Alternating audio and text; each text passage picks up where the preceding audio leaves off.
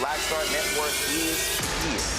Oh, no punches! I'm real revolutionary right now. Support this man, Black Media. He makes sure that our stories are told. Thank you for being the voice of Black America, Roland. Stay black. I love y'all. All momentum we have now, we have to keep this going. The video looks phenomenal. See, there's a difference between Black Star Network and black-owned media and something like CNN. You can't be black-owned media and be scared. It's time to be smart. Bring your eyeballs home. You dig?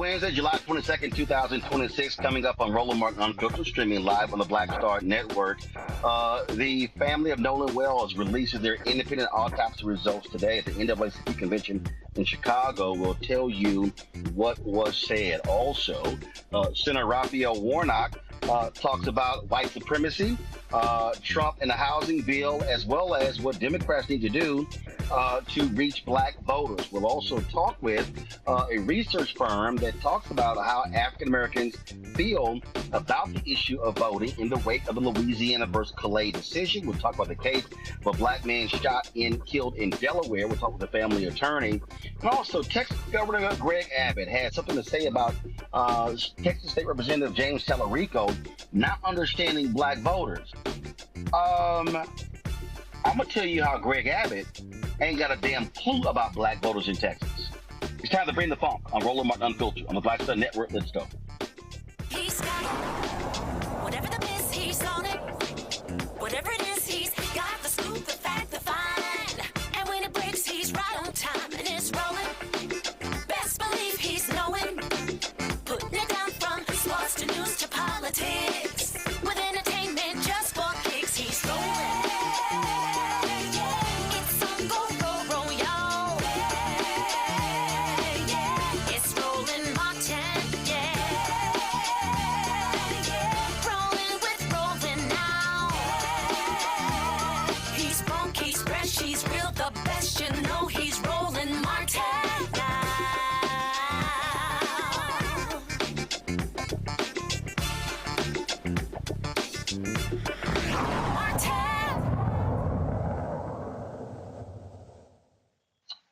Hey, folks, U.S. Senator Raphael Warnock of Georgia is one of 4 Democratic United States senators who are African-American in the Senate. There is 1 Republican.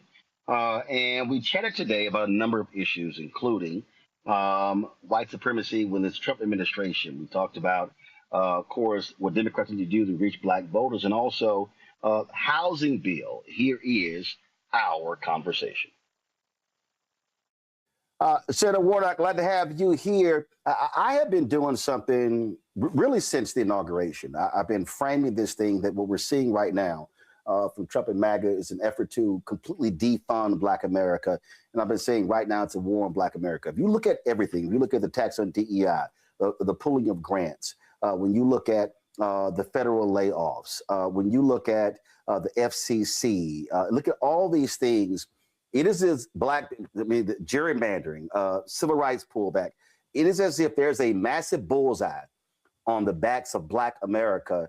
And I've been trying to get our people to understand that we cannot sit elections out because they want to completely eradicate the entire civil rights, economic rights, social justice infrastructure that has been not just built over the last 60 years, but even going back to the Reconstruction Amendments.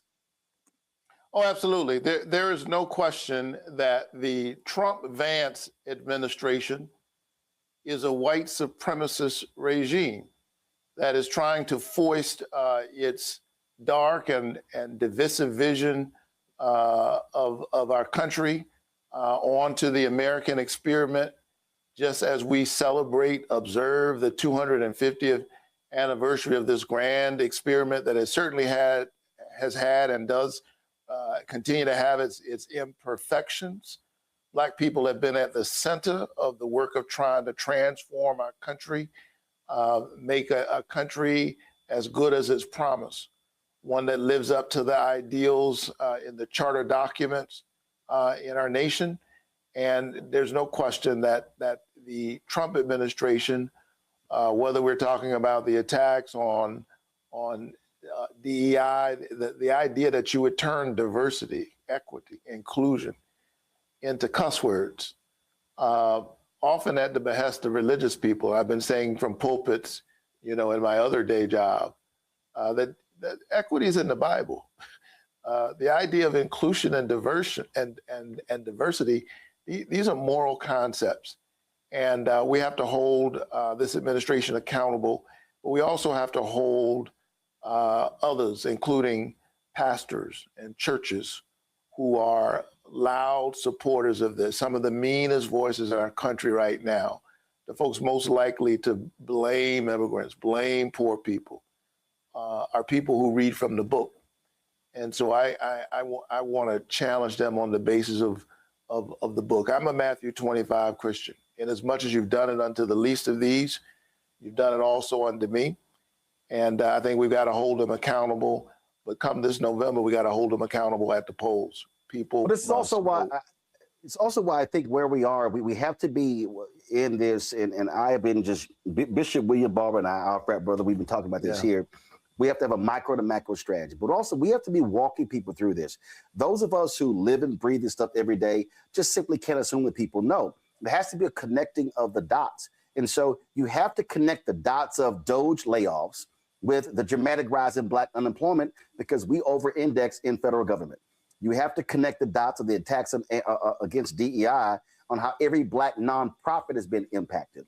The slashing of federal grants impacts NGOs. It's impacting Black organizations. And so last year, Biden-Harris, Black-owned businesses got $10 billion in federal contracts, only 2%. That's not down to 1.2%. And so when you lose those billions of dollars in federal contracts, guess what? Those are Black-owned businesses. They have employees. They have families. They have kids in schools. And so this thing is just impacting in all areas. And so we're just in a moment where I just think that people really need to understand that what they are trying to lock in is, and I'm very clear in my book, White Fear. White supremacists rule for the next 50 to 100 years. And folk have got to wake up and realize this is not just about the next election. This is literally about the next half century. No, absolutely. They are playing, and they've been playing the long game. We on our side have not focused on the state legislatures, for example, the way that they have over the last few decades. And as a result, we're witnessing this rabid gerrymandering that's going on all across our country. The Supreme Court, with its recent Callais decision, has poured fuel on that fire. There are literally some 19 seats that are endangered right now in the Congressional Black Caucus. They want the opposite of the grand covenant e pluribus unum out of many one, and they are trying to shape the nation in their cruel, narrow, racist, bigoted, dystopian image. And the most powerful thing we have right now is our voices. I want those who were saying in 2024, what difference does it make, to look around and see what's happening and ask yourself, can you afford to stay home come November? I think not. You said that if Democrats gain control of the House and or the Senate, you want investigation of folks who've been redrawing these maps. Donald Trump said in January, hey, y'all got to keep control of this thing because if not, they're going to impeach me. Speaker of the House, Mike Johnson, said, hey, y'all, we better keep control because y'all need me to protect you. They're scared to death of investigations. And I've heard people say, well, Democrats should not be practicing retribution. I've said, no, wait a minute. Corruption is corruption. And if Democrats gain control, they should be making it perfectly clear that they're going to investigate potential wrongdoing. And clearly we know Donald Trump's DOJ is not going to criminally prosecute. But what is happening, people just can't just get away with it. And not just when it comes to gerrymandering as well, but even just the blatant corruption, the raping and pillaging of the federal budget, with Trump earning billions of dollars, and him and his family as well. I mean, this is mind-boggling what is going on. And so this is also what's on the ballot in November, actual accountability from Congress. Listen, if when we win one or both of these houses come November, there's no question that we owe it to the American people. We owe it to the people who sent us up here to hold folks accountable. We have to hold accountable those in the administration who are literally looting the government. They are looting and burning our systems of accountability down and selling it for parts. I don't know if Donald Trump was a billionaire or not the first time he ran. There's some question about that. No, he wasn't. But there's no question now. He's wealthier than he's ever been. He's enriching himself. He's enriching his sons, his families. He ran saying that he was going to do something about people's families. And apparently charity begins at home, because he has done an excellent job at enriching his own family. But he's not focused on yours at all. We have to hold him and his enablers accountable. And we have to hold partisan actors in these state legislatures who have been gerrymandering Black people's voices all across the South with absolute abandon. Racial gerrymandering still is illegal. And even the Supreme Court had to nod to that, even in their awful Callais decision. It is illegal to engage in racialized gerrymandering. And so if we win the majority in the Senate, I intend to drag these state legislators before Congress, hold them accountable, get them on the record, ask them about public statements they've made, other evidence that we can gather, so that those who are fighting these issues in court will have the data and the evidence that they need. We can do that if we win one or both houses. And then once we're back in power, there's some real things that we need to do to save our democracy, to strengthen and expand voting rights in our country.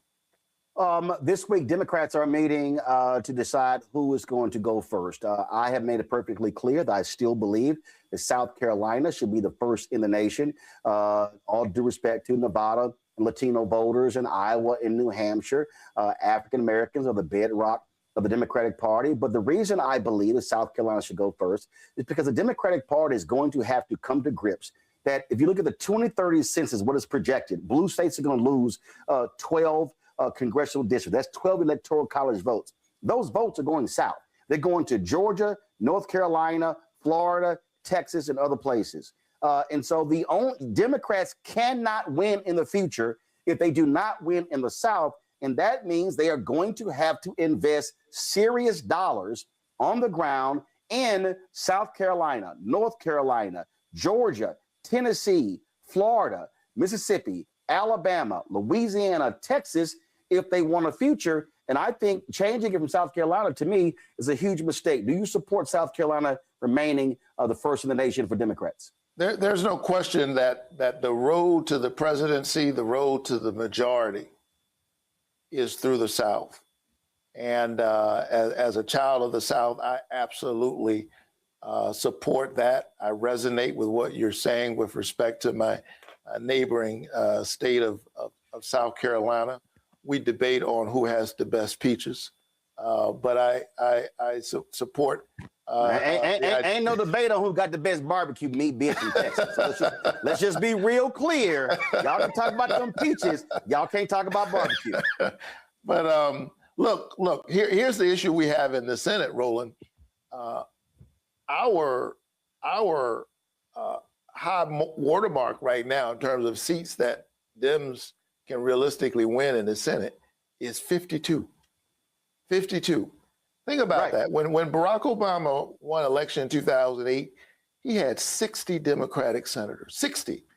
That is practically unimaginable right now. We're going to have to expand our base, and a big part of that is the South, which is one of the reasons why one of the races that I've been trying to get people to pay attention to is the race in Mississippi.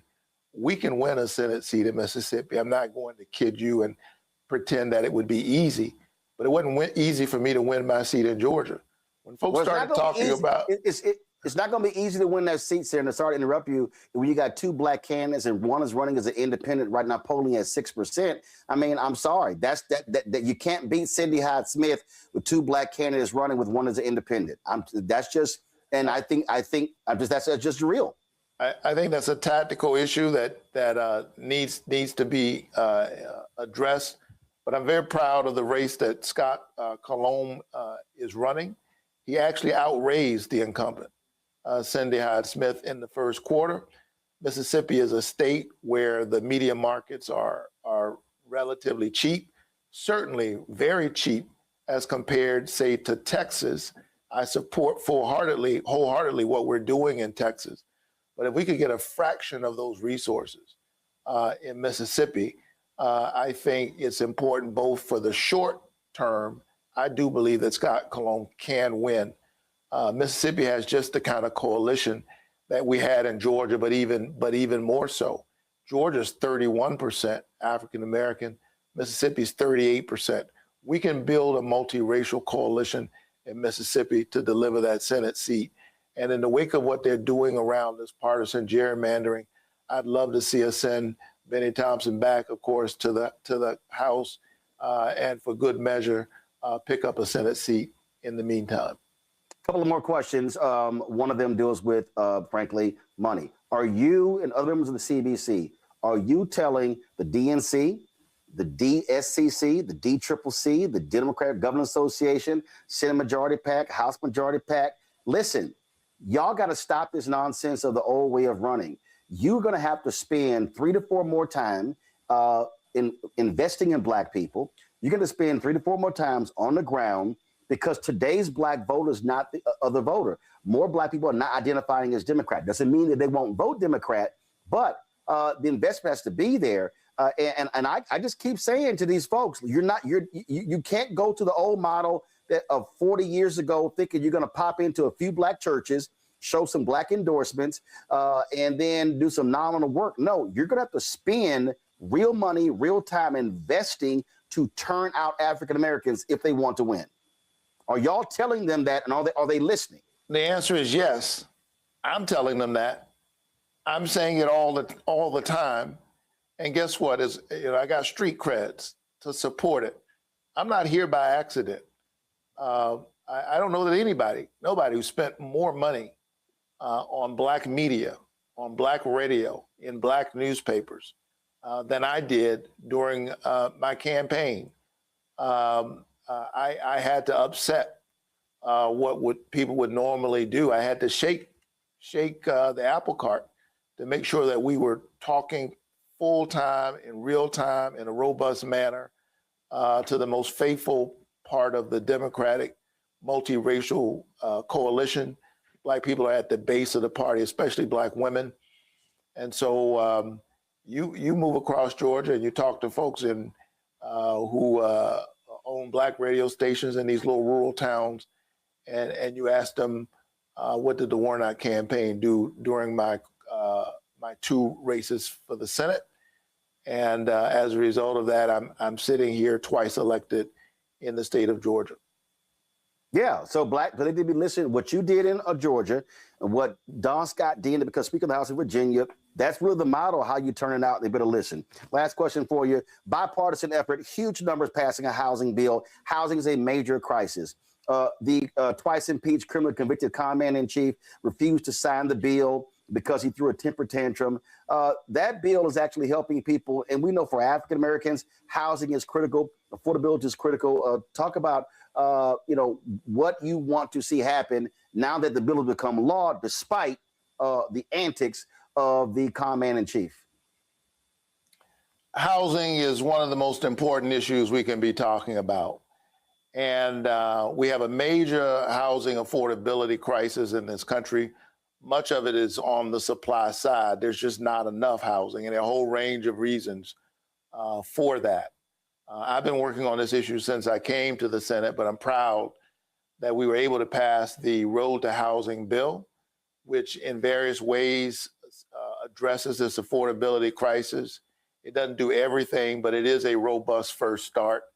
I'd like to do more once we're in power. But in this bill, in this law, this bill which became law, despite Donald Trump's temper tantrum, he wouldn't sign it, but it became law anyway after 10 days. I have a bill, I have a provision in the law that finally addresses the outsized footprint of private equity in the housing markets. And we're particularly seeing this in communities all across Georgia. I think of huge swaths of land in Southwest Atlanta and all across the state that I represent. 1 in 4 single-family homes owned by private corporations in Atlanta. So you're trying to be a first-time home buyer. You're a young couple. You got married. You followed all the rules, and you're starting a family. And when you get ready to buy a house, you're not competing against the person down the street. You're competing against some out-of-state private equity corporation. Well, my provision finally does something about this by putting a cap on how much they could buy and beginning to address this outsized impact of private equity, putting the squeeze on that. I've got another provision, which is the only fair housing provision in the bill, which deals with something, and you know this, Roland, Black homeowners deal with this all the time, appraisal bias. There's a tax you pay just for being Black, trying to sell your house and what people say it's worth. Well, I have a provision in the bill that has now been passed into law. If you get an appraisal and you think there's something untoward there, for the first time, you actually have some legal recourse and you can demand an additional appraisal. These are the things that we were able to do now. There are other things in the bill addressing this whole issue around NIMBY, the government red tape, the zoning laws that make it difficult for us to think outside the box about how to get housing done. All of that is in this bipartisan piece of legislation, and it's going to take some pressure off of the housing market, create more opportunity. But I look forward to the day when we can get even more done.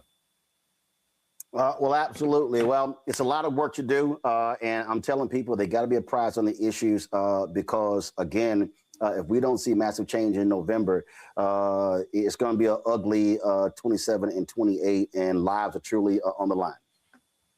Public policy is indeed, as you put it, it is a matter of life and death. And there are people right now in our country and even service members abroad who are dead right now because of the outcome of an election. And so your vote is a kind of prayer for the world we desire for ourselves and for our children. And so let's pray our way all the way to and through November with our and our legs, our hands and our feet. Absolutely. All right, Pratt, I appreciate it. Thanks a bunch. That's for all the Qs and the Kappas. Much love, though. We got pan-Hellenic love. We love everybody. I call them youth groups. I call those Lil youth groups. You know why you say that? Because you don't need them to vote for you. I need all the pan-Hellenic to vote for me. You can still call them that because they know it's true. I appreciate it. Thanks a lot, everybody. All right. All right. All right, folks, let's bring in my panel. Joining me right now, Rebecca Carruthers, President and CEO, Fair Election Center out of Washington, D.C. Robert Patillo, civil rights attorney, Patillo Law Firm out of Atlanta. Derek Jackson, state representative out of Georgia. Glad to have all three of y'all here.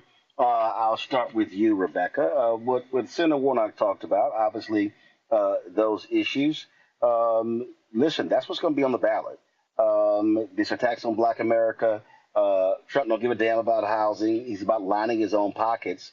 But I keep saying what has to happen is, as opposed to folks fixating on marches and rallies right now, and they serve a purpose, we should be having more teach-ins, more training sessions, connecting the dots to get people to understand what the issues are, who's in charge, and how their vote actually makes a difference when it comes to these life-changing, life-altering issues. You know, the most important thing that the senator talked about is he talked about policy through the lens of life and death. And he's absolutely right. And there are many activists on the ground who are talking about policy in those terms. I know sometimes we talk about Black representation and we talk about, oh, we need Black people. But here's the thing that's also important in this moment. We need people who are in power, who are advocating for Black policies that help push Black communities in this country forward, because it is life and death. If we're talking about housing, the life expectancy of your housed versus unhoused is quite different. When we're talking about a mountain of student loans, the ability to actually feed your family and not be in a 30-year hole because you're trying to pay hundreds of thousands of dollars back because you pursued education in hope for a better life. When we talk about food apartheid, food scarcity, when we talk about these issues, this is life and death. Of course, when we talk about foreign policy, what's happening with the U.S. and its increased aggression in the Middle East, specifically Iran. When we talk about these issues, we do have to understand that stakes are high, and that we're seeing that white supremacists in this country, they're playing for keeps. And so we have to have that same level of intensity as we're discussing policy. And yes, voting is important. Of course, I would say that because I run a national voting rights organization. But voting is one of many steps. But taking the time to examine policy helps people cut through misinformation and disinformation that we see online. The final thought that I would add here is that look out, you're going to see an increase in foreign interference on information on online platforms. It's not just about the midterms, but for many people, we have started the march to 2028. Robert? Look, Roland, I think the conversation with Senator Warnock was so important, primarily because I've dealt with a lot more Gen Zs recently. And they are by far the most detached generation politically at their age of anything I can remember in recent memory. I remember when we were all 22 years old, out marching and protesting Bush's reelection, saying we're going to stop the Iraq War, saying that we were going to fight back against the genocide in Darfur, those sorts of things. Who Democrats have to realize, this next generation is not interested in the same politics and policies of the past. You can't just simply roll out of bed and count on them to turn out. You have to present to them policies that they believe in, things that will actually make their lives better, and not just simply say how the other side is terrible. If you are 18 right now, you've been dealing with Donald Trump since you were 10 years old. You've spent the majority of your life with this presidency, and therefore you don't understand what America was like beforehand. Pointing out the absurdity of Trump is no longer a winning strategy. You have to push forward the policies that you actually know will help the American people, and we have to get rid of this old guard that for some reason thinks we can play the same game again and again and again. This is a new post-Obama radicalized young generation that's looking for leadership and is looking for bold and strong solutions, and that's what's going to win going forward, not simply recycling and retreading the same things we've done for the last 40 years. Derek? You know, I absolutely agree with my dear friends that I shared a panel with this evening, but I'm going to just take a different kind of pivot. I'm happy that Senator Warnock was able to deliver and actually got this bill passed, right? Because we as Democrats, we often tell every campaign election cycle what we want to do, all the promises that we make, and unfortunately, we don't deliver. This is one that he delivered on. I mean, right here in Georgia, as he already articulated, 1 out of every 4 homes, Roland, owned by someone on Wall Street, and our housing market has went through the roof. And so, as we continue to articulate this quality of life and this American dream, here Senator Warnock was able to deliver, I think, a very hallmark piece of legislation to tell the American public, you do get out and vote, and you vote for someone that align with your interests, we can deliver, and then hold them accountable to get that particular thing done. And so I enjoy the fact that this Housing Act has been done in spite of the person that's in the Oval Office. All right, folks, I got to go to a break. We come back. We're going to talk about a new research that shows where Black voters stand in the wake of the Supreme Court's Louisiana versus Callais decision. We'll also be talking about the results of the Nolan Wells independent family autopsy. All of that right here, Roland Martin Unfiltered, right here on the Black Star Network.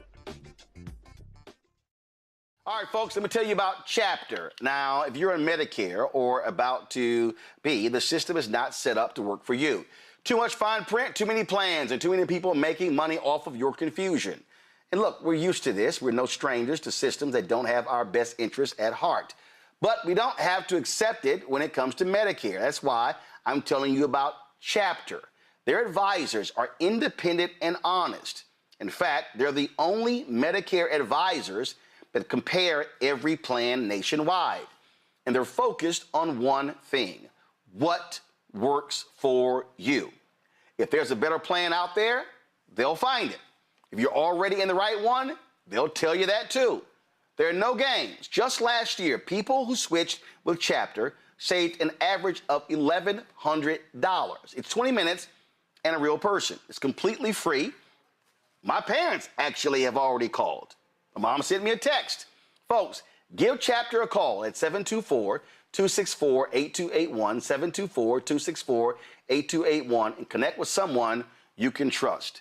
Folks, these are the kind of services that we need for our audience here at Roland Martin Unfiltered and the Black Star Network. So call Chapter right now, 724-264-8281. With medicine and science under attack, I want to keep you and your family informed and healthy. I'm Dr. Ebony Hilton, and I knew at the age of 8 that I wanted to be a doctor. So I studied hard and became the first African-American female anesthesiologist hired at the Medical University of South Carolina since its opening in 1824. And I always say I was made into a doctor, but I was born to be a mom. And as a new mom, wife, sister, daughter, and friend, I understand how frightening a medical crisis can be. I care for individuals on some of the worst days of their lives, and it's my mission to provide you with a safe space to gain clarity on issues affecting your mind, body, and soul. I recognize that there are health disparities, particularly as it pertains to race, and I want to help bridge the gap between you and your healthcare providers. Join me every Thursday for Second Opinion on the Black Star Network, where each week I'll invite experts from various medical fields to share the latest health news. We'll discuss topics such as the vaccine debate, mental and sexual health, medical bias, infertility, menopause, andropause, nutrition, and aging. Together with my medical colleagues, we aim to provide you with a second opinion. Don't miss it, Thursdays only on the Black Star Network. Next on the Black Table with me, Greg Carr. Brown versus the Board of Education. The history books call it the court decision that ended racial segregation in American schools. But a brand new book, Jim Crow's Pink Slip, uncovers a devastating unintended consequence of that 1954 Supreme Court decision. We may, if we were lucky, have been the very last generation of Black students to have experienced these generations of Black teachers who have never been replaced. Dr. Leslie Fenwick joins us to talk about her book and the actions following that landmark decision that dealt a virtual death blow to Black educators. That's next on the Black Table, right here on the Black Star Network. Hatred on the streets, a horrific scene, a white nationalist rally that descended into deadly violence. White people are losing their damn minds. As an angry pro-Trump mob storms the U.S. Capitol. We're about to see the rise of what I call white minority resistance.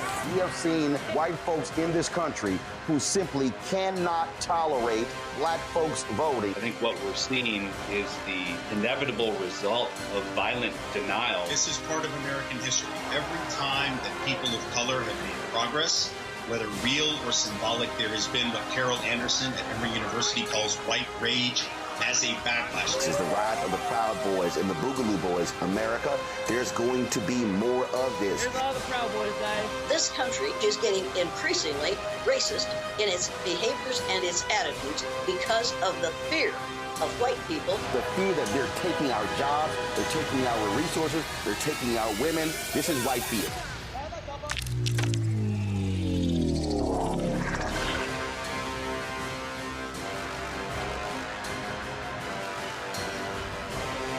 Swing Cash, Basketball Hall of Famer, and you're watching Roland Martin Unfiltered.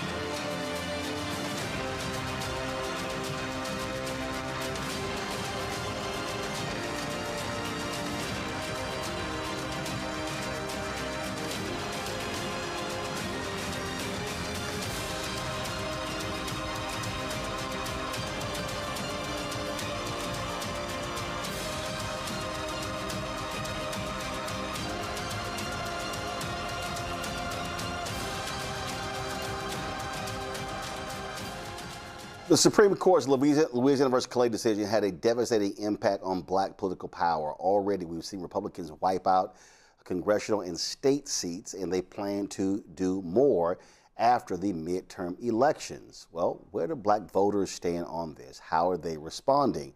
How do they feel? And is this going to be a significant turnout effort in November? Joining us right now is Terrence Woodbury to share with us some research that he has been developing. He is the president and founding partner of HIT Strategies. Glad to have him join us to talk about this here. So, Terrence, take us through this new data that you now have.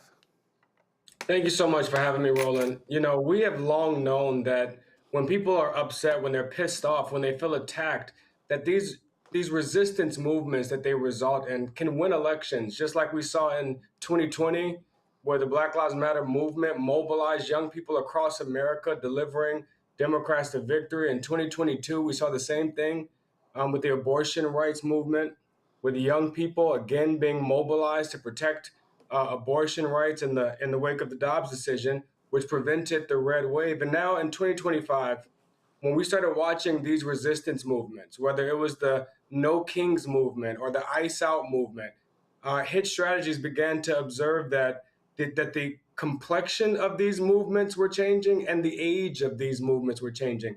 They were just a little bit older and a little bit whiter. And so we started to want to observe what's going on with Black folks. We started the Black Ops Coalition, anchored by a bunch of Black civil rights and voter engagement organizations. And what we found is that, number one, Black folks are engaging in this resistance movement. We're engaging very differently. Number two is that since the Callais decision that gutted the Voting Rights Act and began to systematically oppress Black votes and Black power across the South, that Black folks see what's happening, that they are more engaged in what's happening. In fact, 65% of Black folks say that the attacks on voting rights across the South have made them more likely to vote. And we've seen activation, engagement, that Black people are taking actions now. In fact, 75% of Black voters say that they've taken at least 3 actions to combat voter suppression. And that's up from 62% of Black people that have been activated this time last year. And so, look, we've long said this, Roland. If Republicans are going to try to oppress Black votes, they better keep doing it privately in smoky chambers behind closed doors, because once Black folks find out about it, we respond in kind. And so we have seen this across the South. We know the South are not red states. They've just been oppressed states. And now what we're seeing in places like Georgia and in South Carolina, where that oppression is front and center, where state legislatures have attempted to gut, 2 Black congressional seats in Georgia, and the resistance movement stopped them. In South Carolina, they tried to snatch Representative Clyburn's seat, and the resistance movement stopped them. And more importantly, Roland, what we're seeing is that in these Democratic primaries that have happened after the Callais decision in places like Georgia and South Carolina, that Black voters are surging. And so we recognize that our power is being attacked now, and we're taking actions to protect it, and not waiting until election day to protect that power, but taking action right now. When I think about generations, when I think about what the numbers look like, I've often said this on this show. I really started watching this 36 years ago. 1990, was a junior at Texas A&M University. And I was listening to the conversations of African Americans. So I'm born November 14th, 68. My brother's born November 13th, 1967. He's a year ahead of me. So that generation, so he goes to Texas A&M in 1986. I go in 1987. So we go to college. 18, 19 years. This is how people don't understand the math. King gets killed in 68. So we literally were that first generation that was born and went to college after the death of MLK. So I'm listening to conversations, and what I'm looking at and realizing is that that generation is coming out of school, first job actually making more money than many of our parents. And so I'm listening to terms of what they're paying attention to. And that's when I first started really saying, hey, y'all, we better be mindful of this generational gap that we're seeing. So we go from baby boomers to Gen X. Then we go from Gen X to millennials. Then we go from millennials to Gen Z. And behind Gen Z is Gen Alpha. So your research pointed this out. You said that Black Gen Z, go to my iPad, are less likely than boomers to, this is what the research showed, Black Gen Z are less likely than boomers to fight for freedom and racial justice. But Black Gen Z are much less likely to fight for American democracy or the right to vote. 56% of Black Gen Z believe that they do not have to defend democracy because it does not work for us, compared to just 22% of Black boomers. Younger Black voters are almost twice as likely to expect political violence, 44%, than older Black voters. Now, what jumps out is that when you and I talked, I guess it was 2022, for the election, when you were talking, we were talking about, and you were saying how we have to use language differently. So go back to my iPad. So when I see that Gen Z are much less likely to fight for democracy or the right to vote, that means that when I think about Vice President Kamala Harris's campaign, what was the centerpiece of the campaign? Fight for democracy. Defend democracy. What do you keep hearing people talk about? Fight for democracy, or we got to fight for our right to vote. So the language that is being used actually is not appealing to the folk we need to turn out. That's exactly right, Roland. Look, it's not that, and we've been saying this since 2022, that Democrats have to stop defending democracy. Stop defending democracy. That is not a winning message. That does not mean that we abandon democracy. But young people, specifically Gen Z millennials, who have seen multiple candidates get the most votes and still lose, who have seen an insurrection, who have seen candidates refuse to accept the outcome of elections. These young people have had mixed results from democracy, and they are not prepared to defend that. And so what we found is that while 81% of Black boomers say it is Black baby boomers say it's important for them to defend democracy, only 50% of Black Gen Z say it's important to defend democracy. So what that means is, when we're talking about messaging, you have to, if you're taking Black people, you have to have Black boomer messaging, Black Gen X messaging, Black millennial messaging, Black Gen Z messaging. And the problem with these white strategists is that they just want to do one message to Black people. That's it. And the candidates as well. And what I keep saying is, like, no, you have to have a micro targeting strategy. And this also goes for Black politicians and Black groups. We have to be talking to different generations in a different way. That's exactly right. I mean, we've heard a lot about the gender gap in the Black community, Roland, how Black men show up different than Black women, when in fact the gender gap exists across every racial group. In every group, women vote different than men. Women show up more than men. And in the Black community, that gender gap is smaller than it is in any other group. But what is undermining our ability to coalesce this resistance, to really demonstrate the full force of Black power, is not the gender gap between Black men and Black women. It is the generation gap between older Black voters and younger Black voters, where across every single metric, whether it is, how important is it to fight for democracy, how likely are you to vote, how much do you approve of Donald Trump, on every metric, younger Black voters are 20 points away from older Black voters. And so this is where we have to start solving for the gap.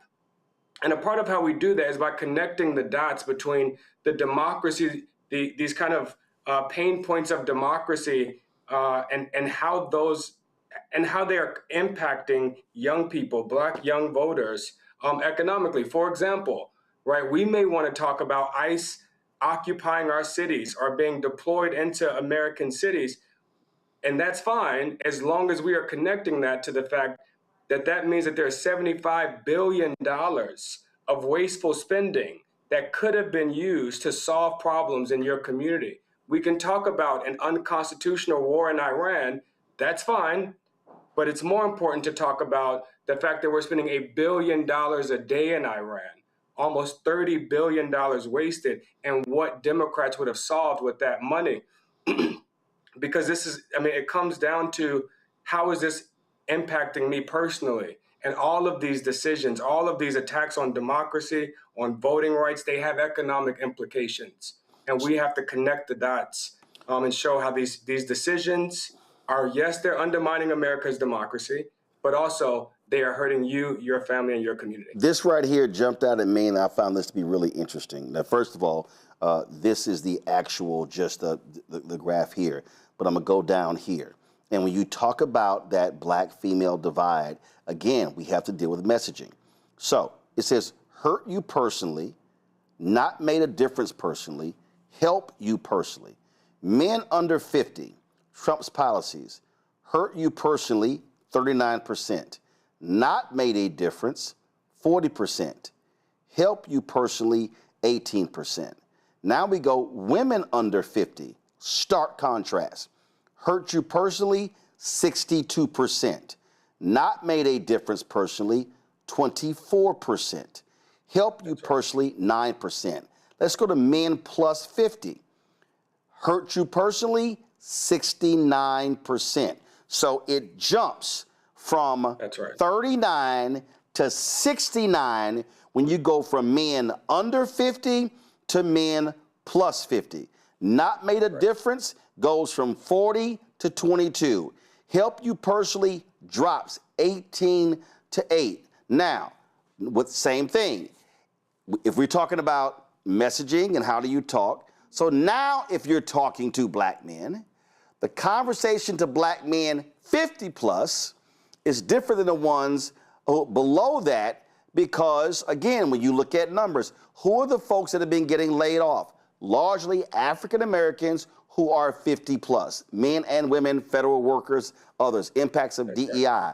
And so again, what it is saying is that when we're talking about how do we communicate, we have to be, I'm thinking about I forgot the guy's last name, but he's the author about your love language. I mean, that's what this is all about. And all this is saying is you cannot continue with this sort of one size fits all. That worked from let's just be honest, that worked from 68 to 2004. Obama comes along, he completely changes all of it. He's an anomaly, so you got to really take him out of 8 and 12, and you got to look at the elections since then. And so the messaging has to be different. That's exactly right, Roland. And what makes that quite easy is the internet. What makes it easy to target specific voters with a specific message is the internet and the fact that they're consuming all the information from the palm of their hand where they could be targeted. I mean, think about what we're talking about. We're talking about segmenting black men and black women as rudimentary as, a rudimentary division as that when it was a decade ago that Cambridge Analytica was using data to target vote, to isolate Brexit messaging per person, not per demo or per group, but per person isolation. This is what we are combating. We're combating the other side, Republicans, who are targeting young men with messaging, who are isolating and frankly showing them messaging that none of us are really seeing or hearing because it's only in the palm of their hand. And we are still trying to blanket message as if we were only advertising on television, as opposed to using the power of targeting on the internet. Young men, when I look at the graph that you just put up, 18% of black men under 50 saying that Donald Trump's policies have helped them personally. Guess how many black men under the age of 50 voted for Donald Trump? 18%. And that 18% helped me personally. Y'all, it's just right here in the data. Women under 50, 9. Men plus 50, 8. Women 50 plus, 2. Defenders, 8%. Activists, 7%. Spectators, 11%. So that's the highest percentage out of all of those groups. And look, Roland, keep that up for a second, because I just want to draw this correlation. I'm going to get in the weeds a little bit here with correlations. But when you just look at that bottom row, Black men under 50, 18% say that Donald Trump's policies have helped them personally. 18% voted for Donald Trump. Black men over 50, only 8% said that Donald Trump's policies to date have helped them personally. 8% of Black men under 50 voted for Donald Trump. Look at Black women over 50. Only 2% say that Trump's policies in his second term have helped them. Only 2% of Black women voted for Donald Trump. I mean, it's a direct correlation. We have to now demonstrate how the actions of this federal government are hurting these Black men personally. and the Black Ops research demonstrates how we do that. Last question for me, then I'm gonna go to my panel. As a part of this, when you were doing this, did you ask folk where they're getting their information from, which also speaks to how we should be communicating with them? Yes, so we dive a lot into where they're getting information, but also we dive into who the trusted messengers are, who they need to hear from. And there's a couple of things happening here. Number one, Barack Obama, Michelle Obama remain the most trusted messengers in the Black community. That ain't gonna change no time soon. But what's most important is who comes right after them. And that is people like me and people like you, right? They want to hear from their peers. In this age of kind of, this splintered communications ecosystem where everyone is hearing a different message, everyone is reading a different message. There it is there. Barack Obama, 51% of Black voters say that he's the most trusted messenger. But right after Barack Obama are people like them. Their most trusted messenger are their friends, their family, their peers, and notably, and here's where we start getting into the media strategy, the influencers that they have chosen to follow and trust. Those are their trusted messengers. Those are the people like them.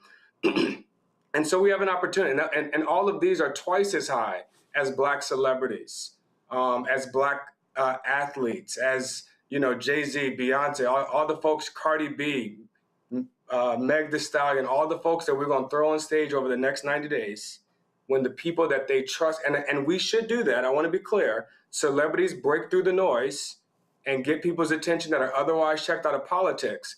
But when it comes to changing what they believe, when it comes to making those 18% of young Black men who say that Trump's policies have helped them, when it comes to changing those perceptions, they need to hear from their peers. They need to hear from other young Black men. And a part of how we do that is by hiring, enlisting the influencers. And I want to be clear, hiring them with money, because that is what the right is doing. They are finding the points of the centers of gravity on social media, on TikTok, on Instagram, and they are paying them to deliver this black pill of annihilation that nothing is going to get better. No one has your back. You might as well withdraw. Just get money. Black women have done enough. You're part of the 92%. That is the bullshit that is being fed and targeted to these young voters.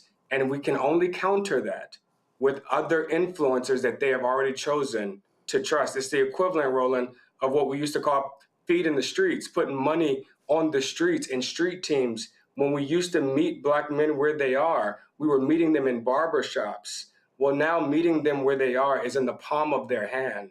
And the messengers that they trust, they already follow. Oh, yeah, listen, those messengers. Listen, my friend Brother Todd Brown hit me today, and he said his son came home and he was like, yo, he said, man, why y'all didn't tell me about Roland Martin? Because his barber leaves the show on the moment he opens. Because we have this show. We also have a 24-hour channel on YouTube that you can just put on and circulates. And he was talking about that. I've got other. So the point is, what I keep saying is, you have to produce the content that makes it available to them, and so they're touching it in their own way. And so my whole deal is, you have to be using it to be talking to them, reaching them, speaking to their issues. We're going to be dropping, I was going to have it ready, but we're changing our promos, a new show we're launching that's specifically targeting black men. But the whole point is you have to have different messaging that resonates with them. So whether it's black men, black women, black men 50 plus, under, 18, 35, is all that way. And, you know, and like I had somebody, and they were like, well, you know, man, you need to have, brother told me, he's like, well, you need to have this on your show, reach the younger people. And I actually said, no, you need to have a separate show that does that. And again, he wasn't understanding what I was trying to say. I said, you can't do everything for everybody. I understand our core audience with this show is 45 plus. That's our core audience. So we created the Other Side of Change, hosted by two millennials, specifically for that. Again, folk have to understand that today's media is totally different than I normally think about it. Quickly, let me go to the panelists. Robert, your question for Terrence. Terrence, I think it's a really important conversation because often we have this generational divide between before it was boomers and Gen Z, and then it was Generation X and Generation Alpha, etc. What do you think has to happen in order to create the type of messaging that will be broad-based enough to get all these disparate groups on the same page? You know, we're trying to get people who listen to both Patti LaBelle and the City Girls to vote for the same people. What has to happen to get that messaging out there? Never gonna go on the same page. If I take it a step back, people, and this is something I've continued to advise Democrats, is that when people are experiencing pain, frankly, when their lives seem to suck, they need a reason for that pain. And it can't just be because I ain't doing something right. I got the degree, I went to school, I did all the things you told me to do, and this shit still sucks. And those people need a pain, and young black men are experiencing a separation and isolation, struggling to enter into this workforce and to find their footing. And these are young black men that got degrees, saddled with debt, and still can't get a footing. Those young black men need a reason for that pain. And what Donald Trump does is comes along and tells them that the reason for your pain, he says the same thing to young black men, the same thing to white rural men, that the reason for your pain is because of those other people that are getting what you deserve. Those immigrants, those Muslims, those trans kids. And I think that Democrats, frankly, I don't know what reason we have given these young black men for why they're experiencing this kind of pain. Besides, the only reason I could think of in the last 10 years is Donald Trump. And they're just not buying that. They were experiencing this pain before Trump. In fact, we beat Trump, somebody else became president, and it still sucked. And now he's back, and it still sucks. At least, you know, to the message that he's presenting, he is trying to get rid of the people that are causing that problem. I would argue that one message that I know cuts across this generational divide, in fact, it cuts across every race and every gender, is that the reason that your life sucks is not because of the people that have less than you. It's because of the people that have way too damn much, that are willing to take from you and from them, so that they can have even more, the people that are rigging the system against you. That is a message that resonates with 73% of America. Yep. Not 73% of Black America. 73% of Americans believe that corporations and billionaires are rigging the system against us. And so Democrats have an opportunity to own that message, and then to really begin to hold these corporations accountable for the way special interests are rigging the system. Derek. Terrence, great to see you again. Listen, my question is around the primary versus the general election. When I look at the primaries, the turnout is so extremely low. I mean, I know we continue to talk about they're coming to take your voting rights and voter suppression and all that. And here in Georgia, we were talking about record-breaking this and that and the other based on last year. Well, our turnout, Terrence, was only 28%. 72% stayed home.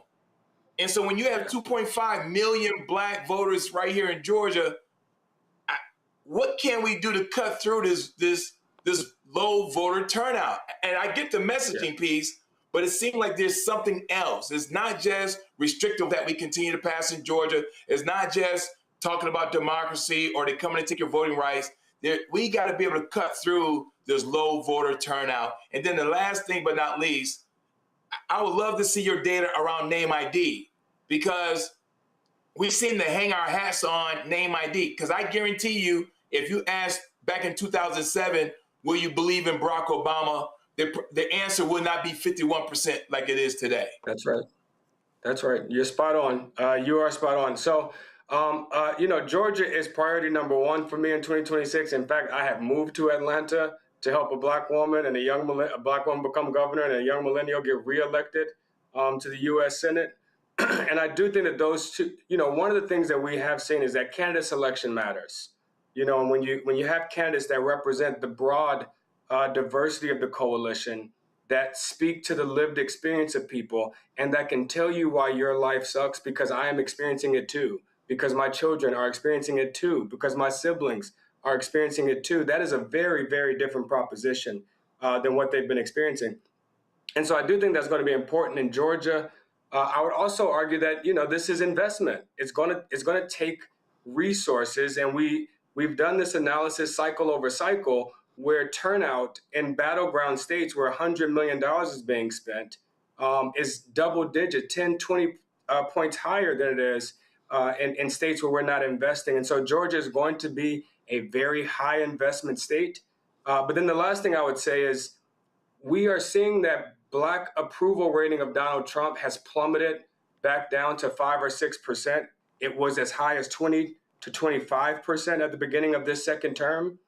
But the problem is that as his approval rating has plummeted, as they've become anti-Trump, they have not become pro-Democrat. And so this is why I encourage Democrats, especially in places like Georgia, where a lot of money is about to be spent, to give voters something to vote for and not just something to vote against. They know Republicans suck. They know Donald Trump is terrible. They know MAGA is attacking them. They need to know what Democrats are going to do for them. Rebecca. Hey, Terrence, it's good to see you. I owe you a phone call. Yes, you do. So, and I'll be in Georgia next week. So I'm reading Ella Baker's biography, especially as she's talking about participatory democracy. Is that the Barbara and Ransby book? challenging Black hierarchy. The Barbara Ransby book? Okay, go ahead. Yep. Especially as she's challenging Black hierarchy. I'm raising this because when I look at influencers online on behalf of the party or on behalf of candidates, when I look at celebrities, when I look at Black churches, Black fraternities and sororities, that has been the way in which the Black establishment has said, okay, this is how we're going to organize the Black community. It's not working. So how do we get the Black entrenched establishment to understand that we have to get everyday Black people involved into this thing if we're actually going to do something to move our communities forward? Luckily, frankly, I don't know how we convince the Democratic establishment to do things differently without replacing more of them, frankly. I'm going to get in trouble for saying that. But that is why it is so important for organizations like yours, for grassroots organizations across the country, Block Wisconsin and Detroit Action and Power Pennsylvania and Top Texas Organizing, that all of these groups that have become a center of gravity in our community, that they are funded, that they are well resourced, because they are doing a lot of the work that state parties used to do. And so, as the national party, I believe is kind of in a soul search for the brand of the party that I don't know will be answered until 2028. That we just have to make sure that the groups that are on the ground, that have demonstrated a proof of progress, that have been on campuses the way you have, organizing and mobilizing and registering young people, that those groups are actually well funded, because that's where the work is happening. All right, Terrence, where can people go to check out all of the research? Yeah, please check out the Black Ops Project. We've been conducting this research for the past year. Focus groups, polls, top lines, all the focus group clips can be found at www.hitstrat.com /Black Ops. And please, I really encourage you to listen to some of these focus group clips. Listen to the pain in these black voters, and instead of us talking about these black voters. Well, what we'll do is we'll also we'll pull some of that so we can actually share this so people can actually see it and understand it. Terrence, we appreciate it. Thanks a lot. Thank you, brother. Folks, quick break. We come back. We're going to talk about a critical case out of Delaware. Black man shot and killed. Family demanding answers. You're watching Roland Martin Unfiltered on the Black Star Network. Support the work that we do. Join our Bring It Funk fan club. You want to contribute via Cash App. Use a Stripe QR code. You see it right here. Text the money order, make it payable to Roland Martin Unfiltered. P.O. Box 57196, Washington, D.C. 20037-0196. PayPal R Martin Unfiltered. Venmo RM Unfiltered. Zelle Roland at RolandSMartin.com. Roland at RolandMartinUnfiltered.com. Back in a moment. All right, folks, let me tell you about Chapter. Now, if you're on Medicare or about to be, the system is not set up to work for you. Too much fine print, too many plans, and too many people making money off of your confusion. And look, we're used to this. We're no strangers to systems that don't have our best interests at heart. But we don't have to accept it when it comes to Medicare. That's why I'm telling you about Chapter. Their advisors are independent and honest. In fact, they're the only Medicare advisors that compare every plan nationwide. And they're focused on one thing: what works for you. If there's a better plan out there, they'll find it. If you're already in the right one, they'll tell you that too. There are no games. Just last year, people who switched with Chapter saved an average of $1,100. It's 20 minutes and a real person. It's completely free. My parents actually have already called. My mom sent me a text. Folks, give Chapter a call at 724-264-8281, 724-264-8281, and connect with someone you can trust. Folks, these are the kind of services that we need for our audience here at Roland Martin Unfiltered and the Black Star Network. So call Chapter right now, 724-264-8281. Melanie Campbell, National Coalition on Black Civic Participation and Black Women's Roundtable. And we are watching Roland Martin Unfiltered all day, every day, 24/7. Spread the word.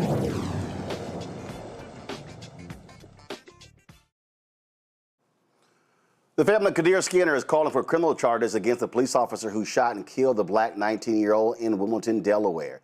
Wilmington police have previously said that around 11 p.m. on June 24th, Skinner came out of his home and waved a gun at a crowd, prompting officers to open fire. However, Skinner's family insists that he was running away from a loose dog. Many are calling for justice on behalf of Skinner, including black clergy leaders. During a virtual news conference on Tuesday, Bishop William Barber demanded transparency and fairness in this senseless killing of another young black man. This is not just an isolated incident. Number two, we must call for even members of the police community that know things to come forward. This is not a time for the police to be in solidarity with wrong. If you know wrong was done, then you need to step up along with these men and women of God of all faith. Number three, this is about humanity. Wow, this is a 19-year-old black man. Anybody, black boy, teenager, baby to most of us, anybody that's not concerned about somebody being shot in the back has lost some of your humanity.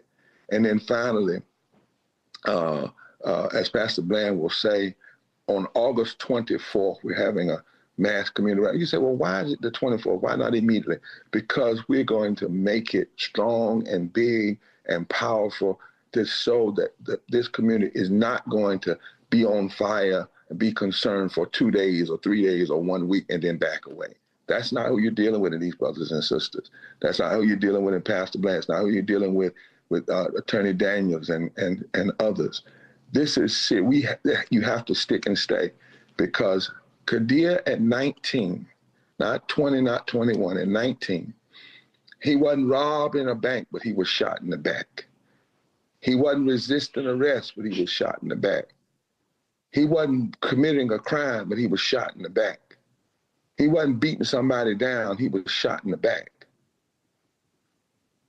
He was shot in the back and killed, and did not die immediately, and then died over time, died without getting the treatment that maybe could have saved his life. What we believe at this point is an unnecessary, unprovoked, immoral a shooting of a 19-year-old, keep saying it, in the back.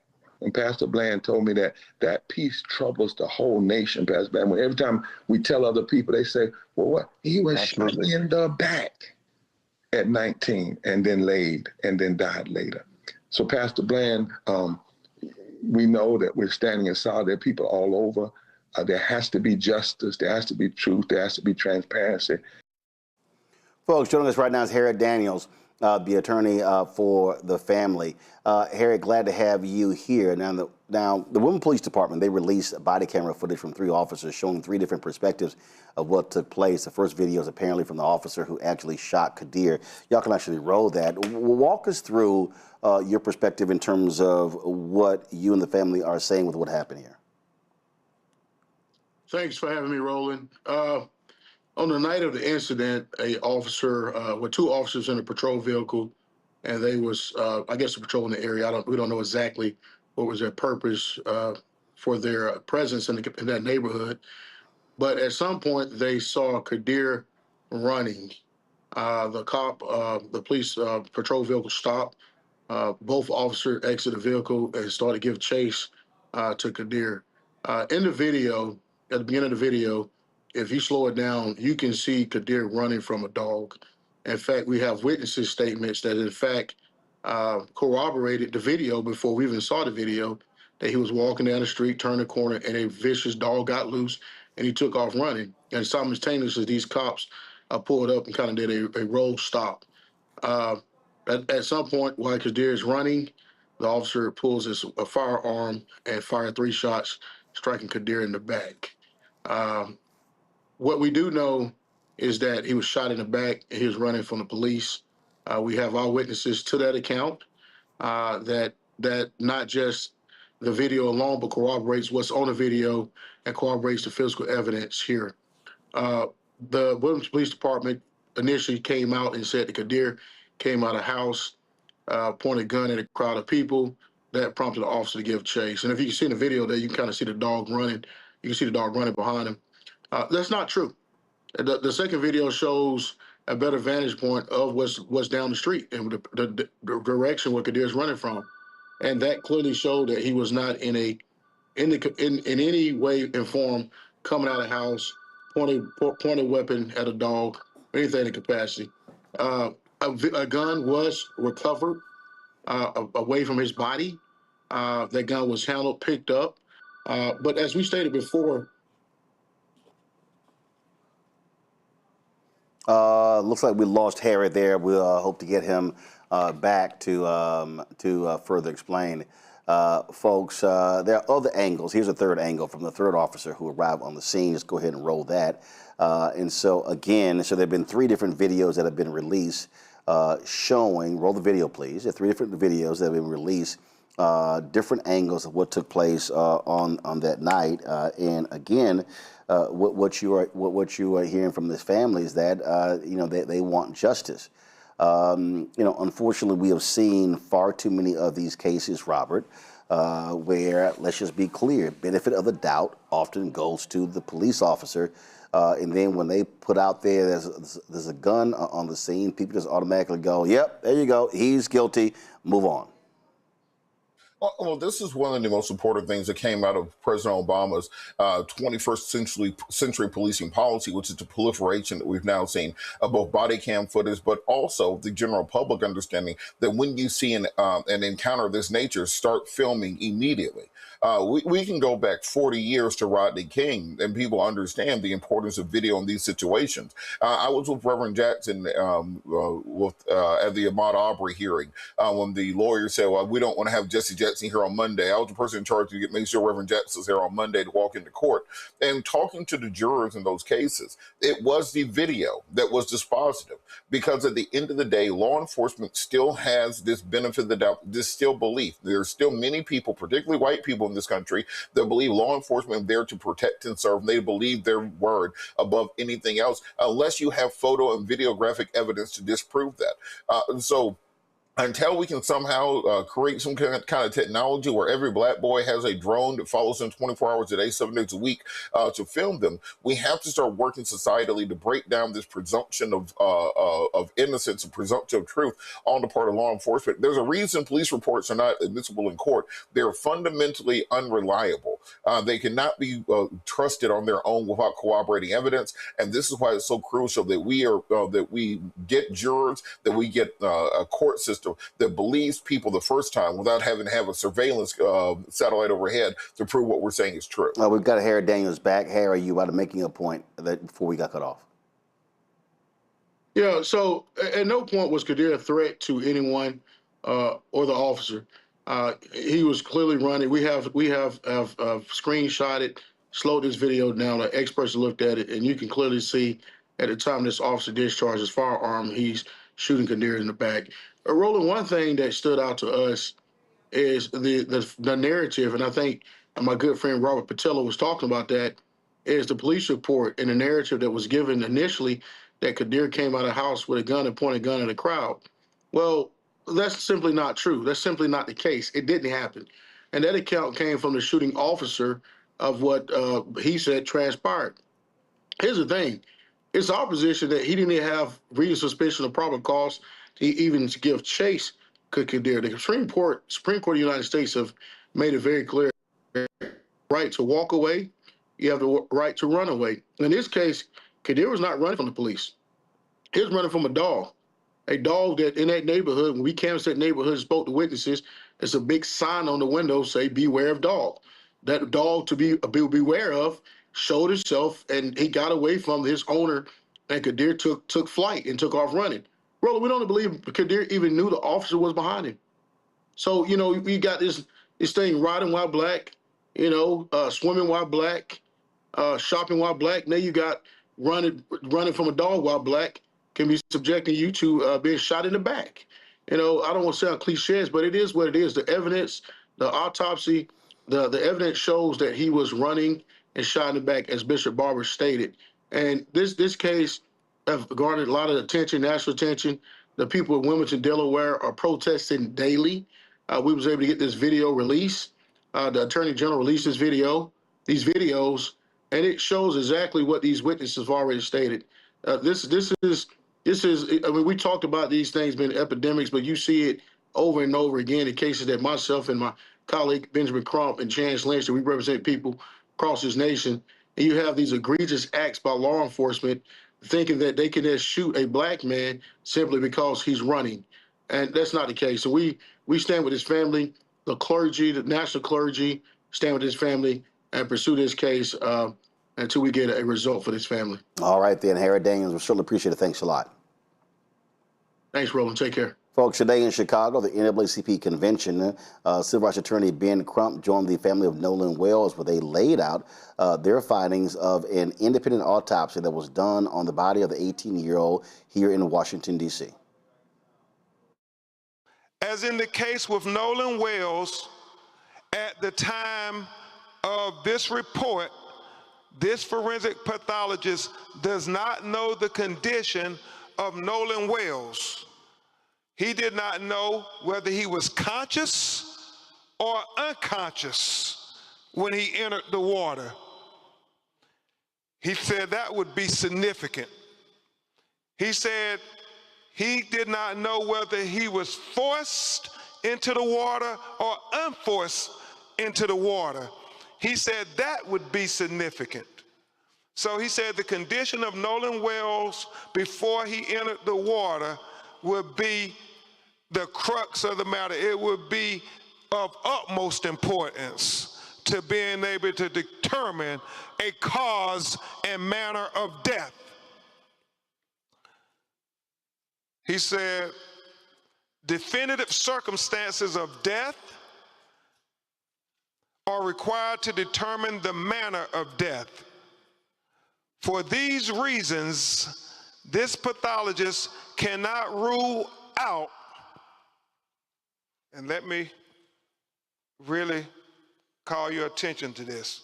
For these reasons, this pathologist cannot rule out if any intervening non-accidental factors contributed to or caused the death of Nolan Wells. Very open.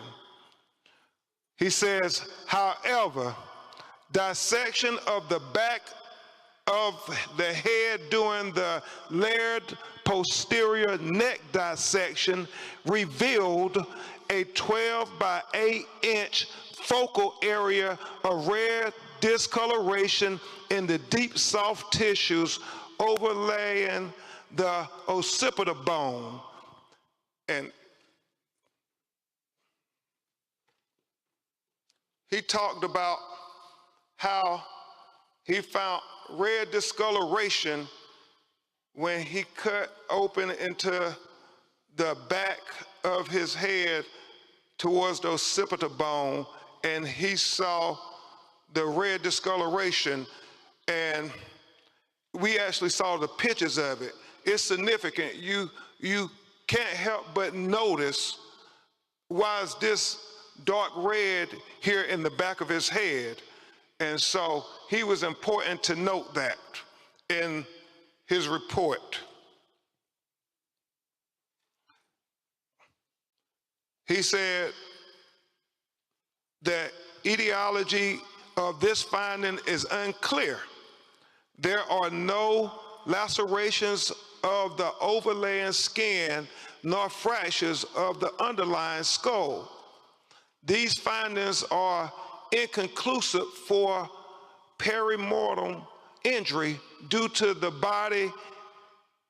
both the extensive decomposition and the absence of associated injuries. This finding, however, is significant enough to be highlighted in this preliminary report for further investigation. It is important to reiterate that the finding could not have been observed in the first autopsy because the posterior head and neck dissection were not performed. He said another limitation, move this back here. Another limitation faced by this forensic pathologist was the absence of the anterior internal neck structures. The trachea and the laryngeal cartilage, the thyroid horn, and the hyoid bone were not received with the body. So he's saying that the throat was not received with the body when he got Nolan Wells' body in Washington, D.C. to perform the second autopsy. And so let's discuss that with what he said about that. He said, it is assumed that the initial pathologist retained these structures for additional evaluation.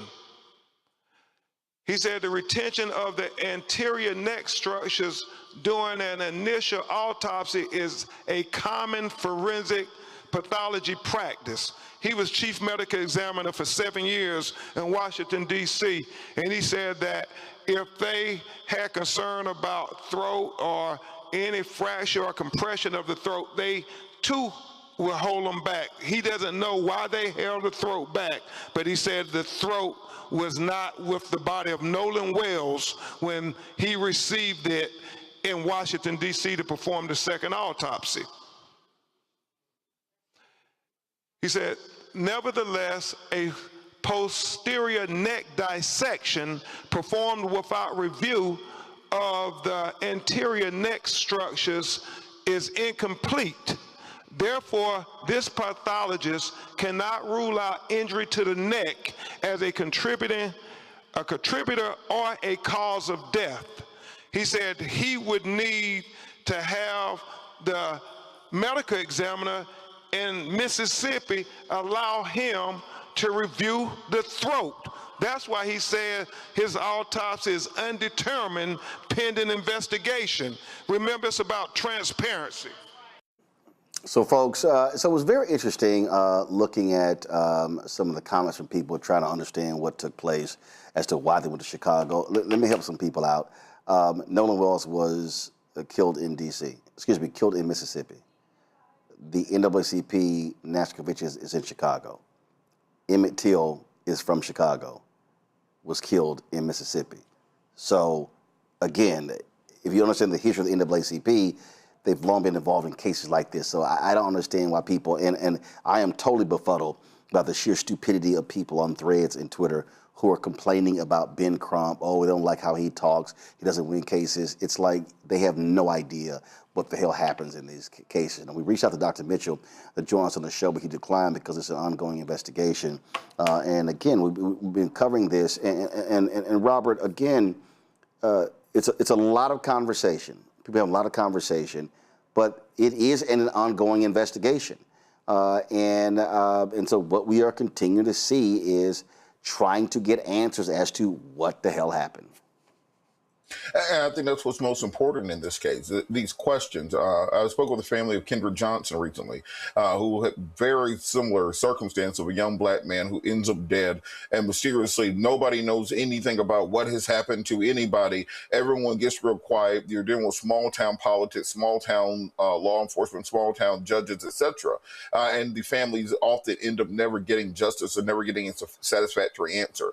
And this is what is so significant right now about not having an operational Department of Justice.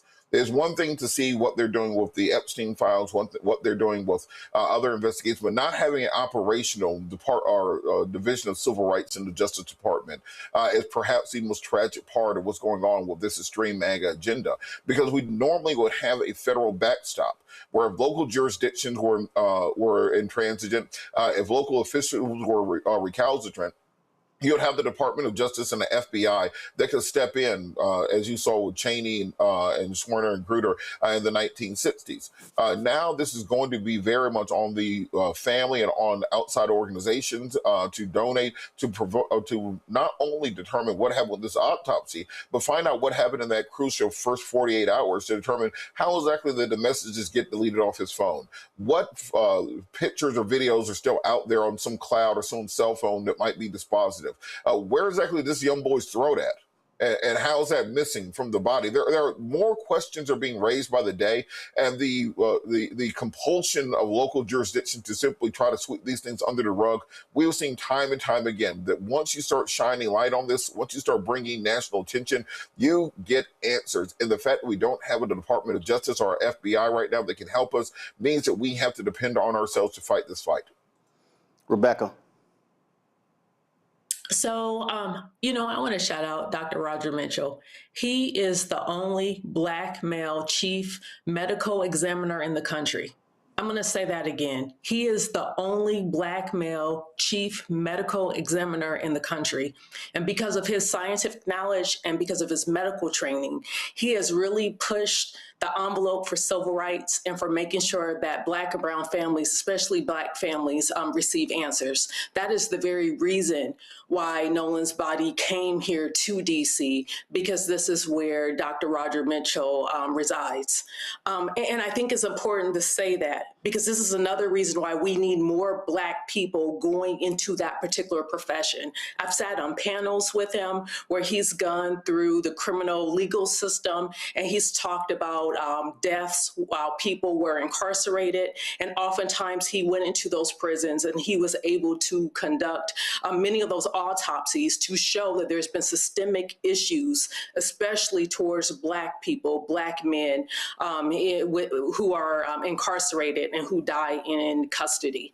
But that said, yes, Robert's right. There's so many questions that are left, even the question about the throat. I heard a medical doctor speak on it earlier, saying that sometimes if you're still doing an investigation, then certain body parts might not go to the second or third or to the subsequent medical examiner examining the body. However, Dr. Roger Mitchell did this examination, I think at least 10 days ago, And we've seen that this autopsy has been released. Mississippi has had it longer. So even if they were keeping the throat longer to continue to pursue additional investigation, why haven't that information been made public? Why hasn't that throat then been shipped to DC for Dr. Mitchell to complete his examination of the body? There's too many questions.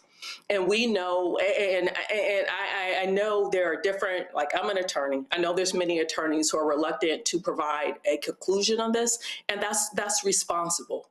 But I will say this, having my family been in this country for centuries and seeing things like this happen over and over, the ancestors are speaking here. And I don't think that it was just a simple accident in the way in which the initial reports, or within an hour, the sheriff's department saying, oh, there's no foul play found. How can you say that when the body is still barely cold, when there hasn't been public findings from the original autopsy?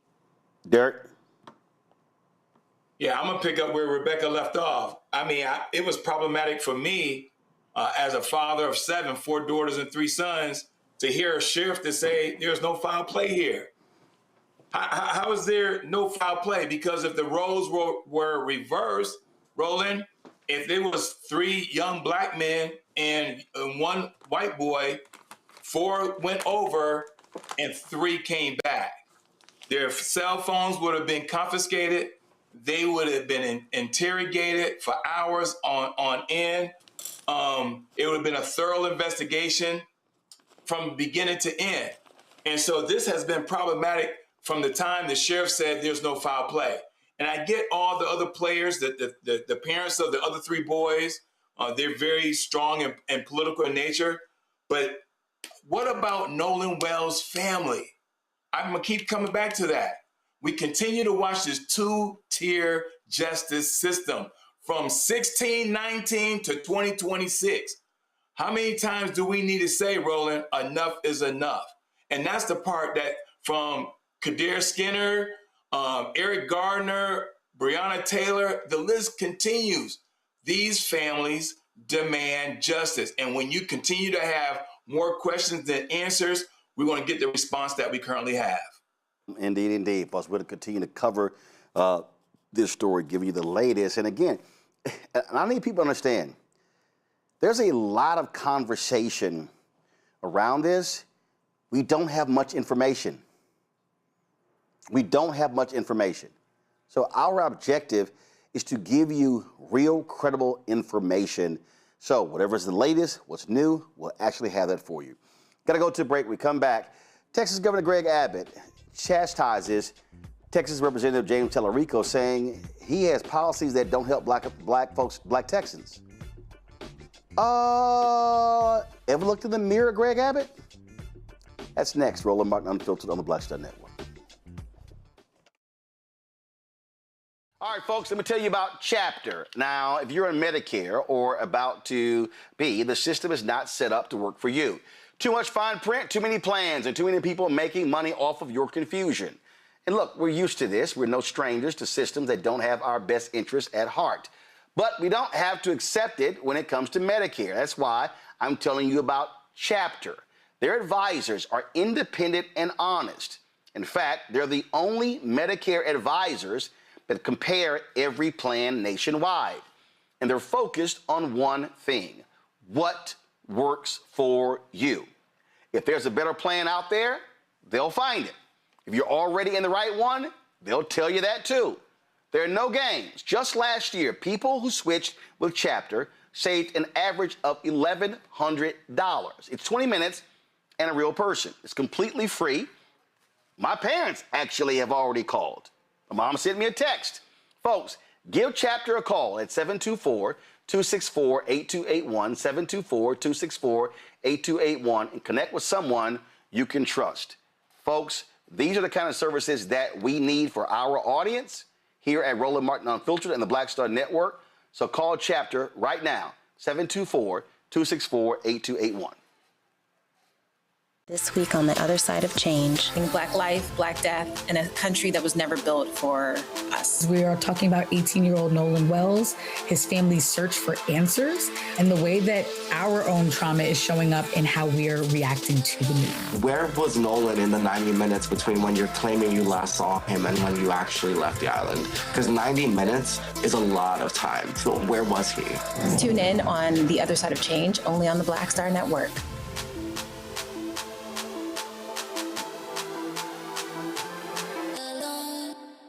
What's up? It's the MCEO Talib Kweli. You are checking out Roland Martin Unfiltered.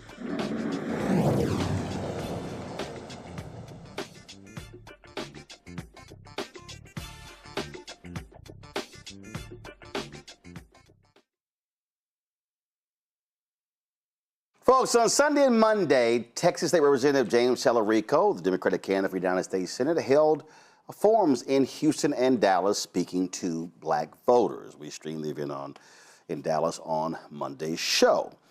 He, of course, is running against the corrupt Texas Attorney General Ken Paxton. And obviously, black voters are key. Texas has more eligible black voters in the state than any state in the country. Well, Texas Governor Greg Abbott decides to go on Fox News and weigh in on this very issue in terms of Tallarico and black voters.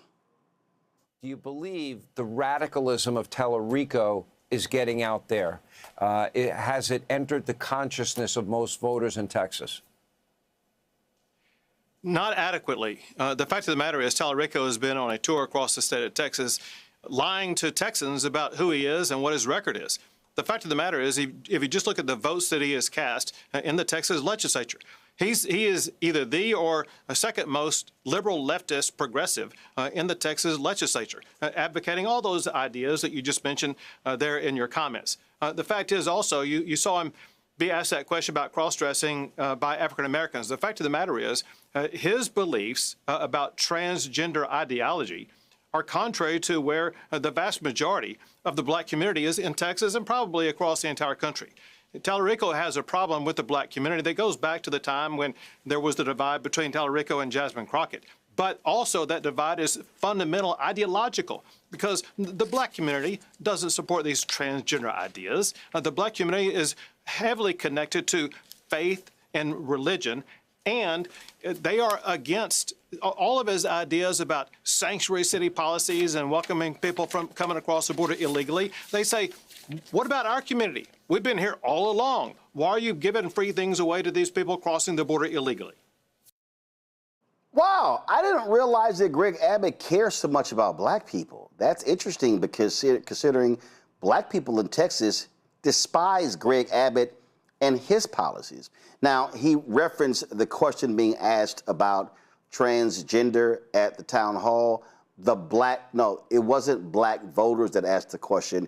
It was a black woman that asked the question who happens to be a Republican. Yeah, she actually was outed later on as to who she is. And so again, here he is running his mouth on this. Well, Congressman Christian Menifee of Houston decided to weigh in on this.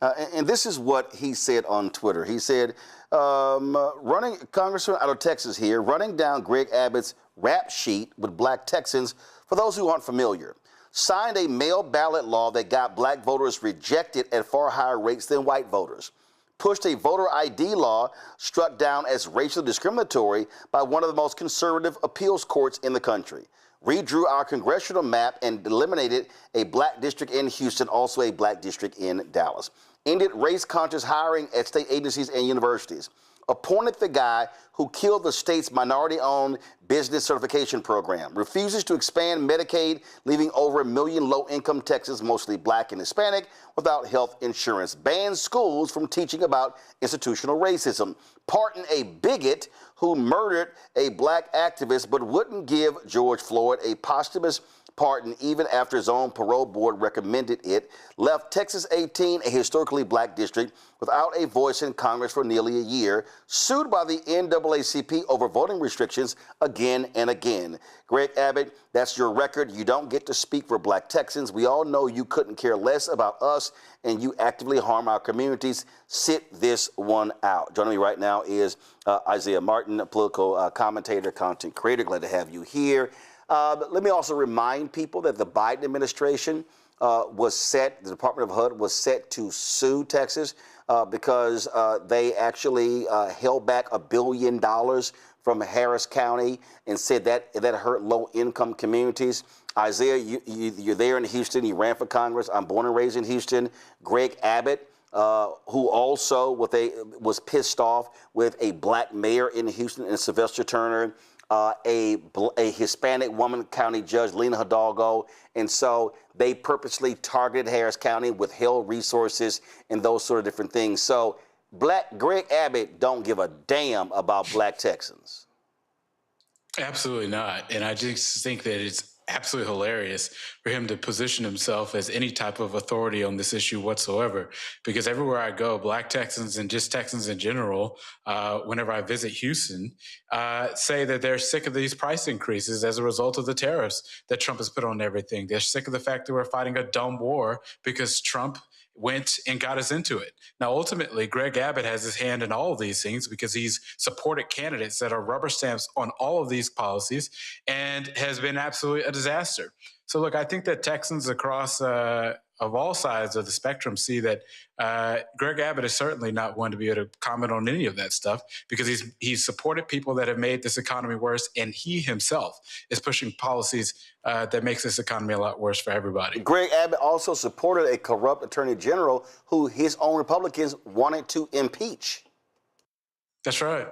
I mean, you know how bad you got to be to get impeached by your own party in Texas?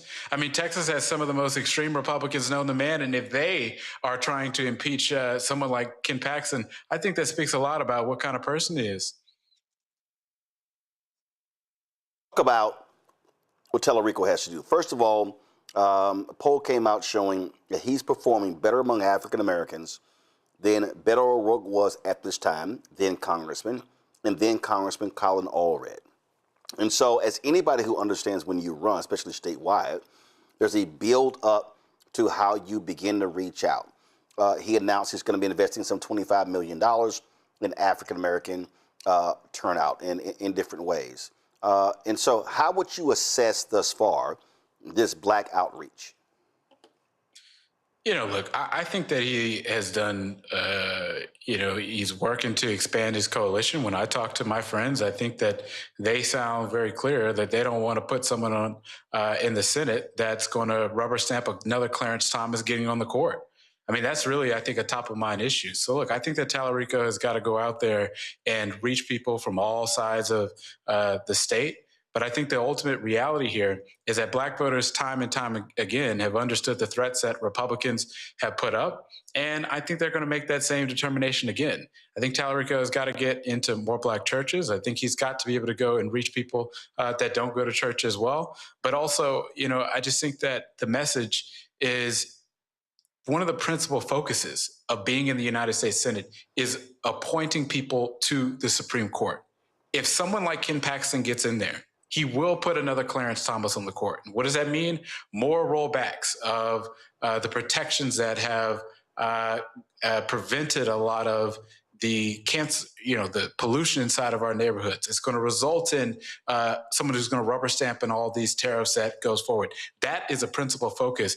And I know that Tellerico will vote against any of these judges that someone like Trump puts up there moving forward. Well, what's also more hilarious, here's Abbott talking about where Tellerico is in black Texans, and Ken Paxton, his entire agenda has been putting a bullseye on black people. Ken Paxton has not been a friend to black Texans, and if he's in the United States Senate, he damn sure is not going to support civil rights. He's not going to support expansion of opportunities for black businesses. And we can go down the line on things that he will not be supporting at all. That's right. I mean, 100%, whether it's supporting language and contracts that help Black businesses go and get additional contracts. You know, that's a really big focus of legislators, particularly in Congress, to go create these grant programs that are available for people. So ultimately, Ken Paxton will be no friend to the Black community. I think that people understand that very clearly, but it's just making sure that message gets communicated to people. But, you know, the other thing is that I think it's important to, yes, call out the things that Ken Paxton that we are against that Ken Paxton supports, but also talk about the things that Tallarico can do for us. Tallarico will be a vote to go and expand the Affordable Care Act, which is going to reduce prices for us folks at home, because we already know that health insurance premiums are up by more than 26% this year. We know that Tallarico will be a vote against these ridiculous tariffs that are raising costs at the grocery store for business owners and everything else. That's something that is going to go and save people money directly. So I think it's important to talk about, yes, why we don't like Ken Paxton, but voting for Tallarico is also going to put more money in your pocket by supporting policies that's going to do that for affordability. And just in case folks don't realize this, the Texas Public Opinion Research Poll came out, and Gina Hinojosa, who's running against Greg Abbott for governor, there's a 57-point difference between her and Abbott among African Americans. So Greg Abbott, you have a Black problem. Yeah, he 100% does. And he always has. I mean, that's the thing. Like, you know, the belief that anybody would go listen to Greg Abbott on Fox News and say that, wow, you know, this is a guy who's a champion for Black voters, it's just absurd. You know, it's just the audacity of this guy. But like I said, I know that Black voters see through this stuff. And I think that ultimately going out there, communicating an affirmative vision for what people will get with someone like Tallarico in the Senate and Gina Hinojosa in the governor's mansion, I think is going to be really important moving forward. One of the things that I have tried to also make clear to people is that, and listen, the primary was in March. There are a lot of folks who supported Congressman Jasmine Crockett. And look, I voted for her. I got no problem actually saying it. She was my member of Congress. I'm still registered in the 30th Congressional District in Texas. But the reality is she lost.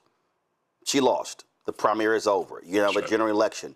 And so now the question is, who's a Democratic candidate, who's a Republican candidate, and which of those people are going to be in the best interest of Black voters? To me, it ain't even a conversation between Tallarico and Paxton. Like, ain't even a conversation. I mean, Paxton can't even figure out what house he votes from, but he wants to talk about voter fraud. But the thing, and so what has been offensive to me is listening to people who ain't even from Texas, okay, including Black folks, weighing in and essentially telling Black folks, yeah, we good if Paxton wins, we ain't supporting Tallarico. And I'm like, first of all, who the fuck is we? Here's what I know. My 79-year-old daddy and my mama, who'll be 79 in November, living in Texas.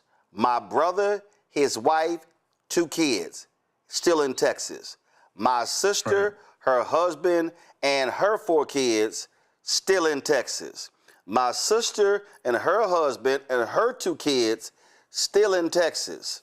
Of my 13 nieces and nephews, 12 of them are still in Texas. So I need people who are not from Texas to frankly shut the fuck up when talking about these races, because it is you can bring in Gaza, you can bring in Israel, you can bring in financial, you can foreign aid, you can bring what's happening in Iran, you can bring in all these things, but as a 57-year-old native Texan, I see what the hell is going on in my home state, and damn Ken Paxton being my next United States Senator.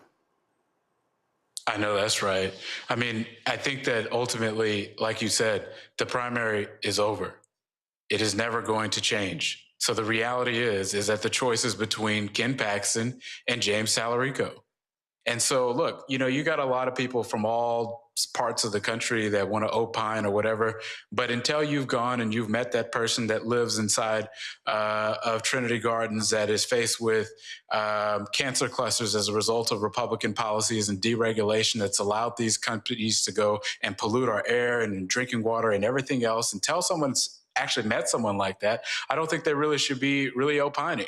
And the reality is, putting someone like Ken Paxton is going to endanger the lives of everybody that lives in Texas. It's really just that simple. And I'll tell you what, putting another Clarence Thomas on the court for literally 40 more years is going to be quite literally the most disastrous thing that anybody could have ever imagined. So look, it's a binary choice. You've got between James Tallarico or Ken Paxton. I think that the person that's going to be a vote against tariffs, a vote against the next Clarence Thomas, a vote to make sure that we can expand the Affordable Care Act to go and make sure that healthcare is given to everybody, a vote to make sure that we protect Social Security and expand it instead of trying to constantly take it away. That is exponentially better than someone who's going to vote to send trillions of more tax dollars to the richest people on earth, vote to go and send us into more war that's going to cost the American taxpayer more and more money, and someone who's absolutely going to go forward and continue the rampage against Black-owned businesses, American businesses in general. I think that's a no-brainer, and we cannot allow for folks that are paid agitators to try to go and mess that point up. You know, I think that even if you look even further, during the presidential election, we understood that the choice was between Kamala Harris and Donald Trump. Look at the effects of what that's done. A vote for sitting on the sidelines has resulted in more price raises, that's resulted in a destruction of the American economy, and has absolutely pushed our allies further and further away. That choice is now upon Texas voters. You cannot allow for disagreements in a primary to change whether or not you're going to vote for someone who agrees with you on 95% of the issues. James Tallarico is the obvious choice to me to go to the United States Senate, and I think that Texans have to go and vote accordingly in November. Go to my pound. Derek, you first. Yeah, listen, Isaiah, I certainly agree with you and my dear brother. But my question is this, right? Because Texas could be very pivotal when you think about Tallarico winning, and that one Senate seat can influence and impact the entire United States. What can we do in the other southern states? Because we have our fight over here in Georgia trying to get Ossoff to reelected. What can we do to collaborate between Texas, Georgia, Louisiana, Gary Chambers doing his thing? I think there's strength if we collaborate along these 11 southern states.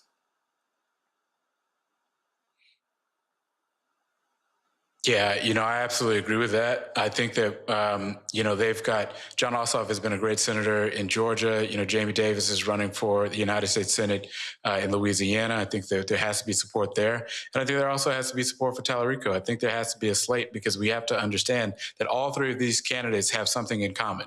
They are against the tariffs that are raising prices for Americans. They are against what's being done to get rid of the ACA subsidies that's making you at home pay more for things. So understanding that if you like Ossoff, well, you're also going to like Jamie Davis. You're also going to like James Tallarico, because they support policies that's going to put more money in your pocket.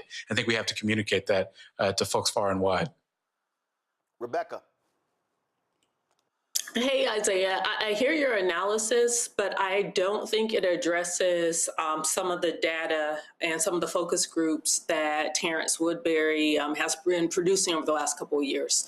For people who do plan to vote, looking at the choice between Tallarico versus Paxton, okay, cool, right? I understand that. But there are people who have done all the right things. They showed up to vote, their life hasn't gotten better. They went to school, they got a bunch of debt, they vote, and it's still hard making ends meet. There are people who are literally dealing with life and death issues right now, people who are trying to figure out where their next meal is going to come from. And so even though, yes, I lead a national voting organization, I understand voting is a privilege.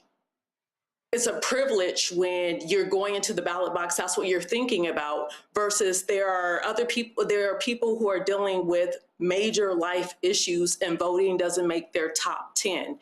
So for those people, what is the messaging for those people for why they should still participate in a system that hasn't been delivering for them? Well, first and foremost, I would say that without voting, we never would have gotten the Affordable Care Act across the finish line. And I know about a time in which people were kicked off of their health insurance if they had a pre-existing condition. At one point, pregnancy was considered a pre-existing condition. So many people were not able to get health care, but because people organized and because people voted, President Obama was able to get into office and to push that across the finish line.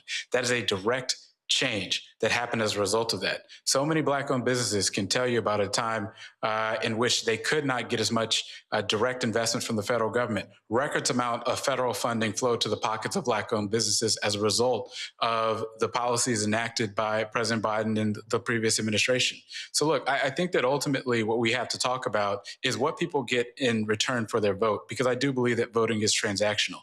I think that an understanding and a recognition that the status quo is not working is very important. But then talk about what comes next. I personally believe that the agenda should be universal health care for every single person in this country, universal child care for every single person in this country, going forward and getting rid of these universal broad-based tariffs. Those are three things that can go and reduce prices for Americans. And I believe that if the Democratic Party runs on those things, those are things that can absolutely be accomplished. So look, to make things in summary, people want to understand that they get something for their vote.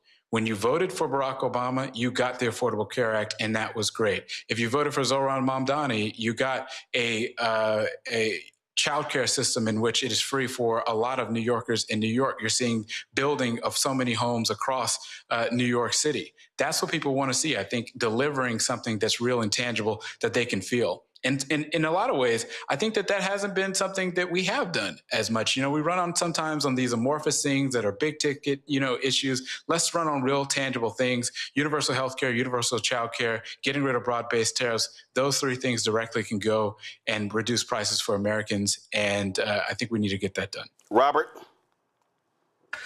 Could you talk just briefly about how voters can avoid some of this COINTELPRO and fake information that comes out? We saw this from Governor Abbott. We saw this from Donald Trump in the last election, asking whether or not Kamala was Black.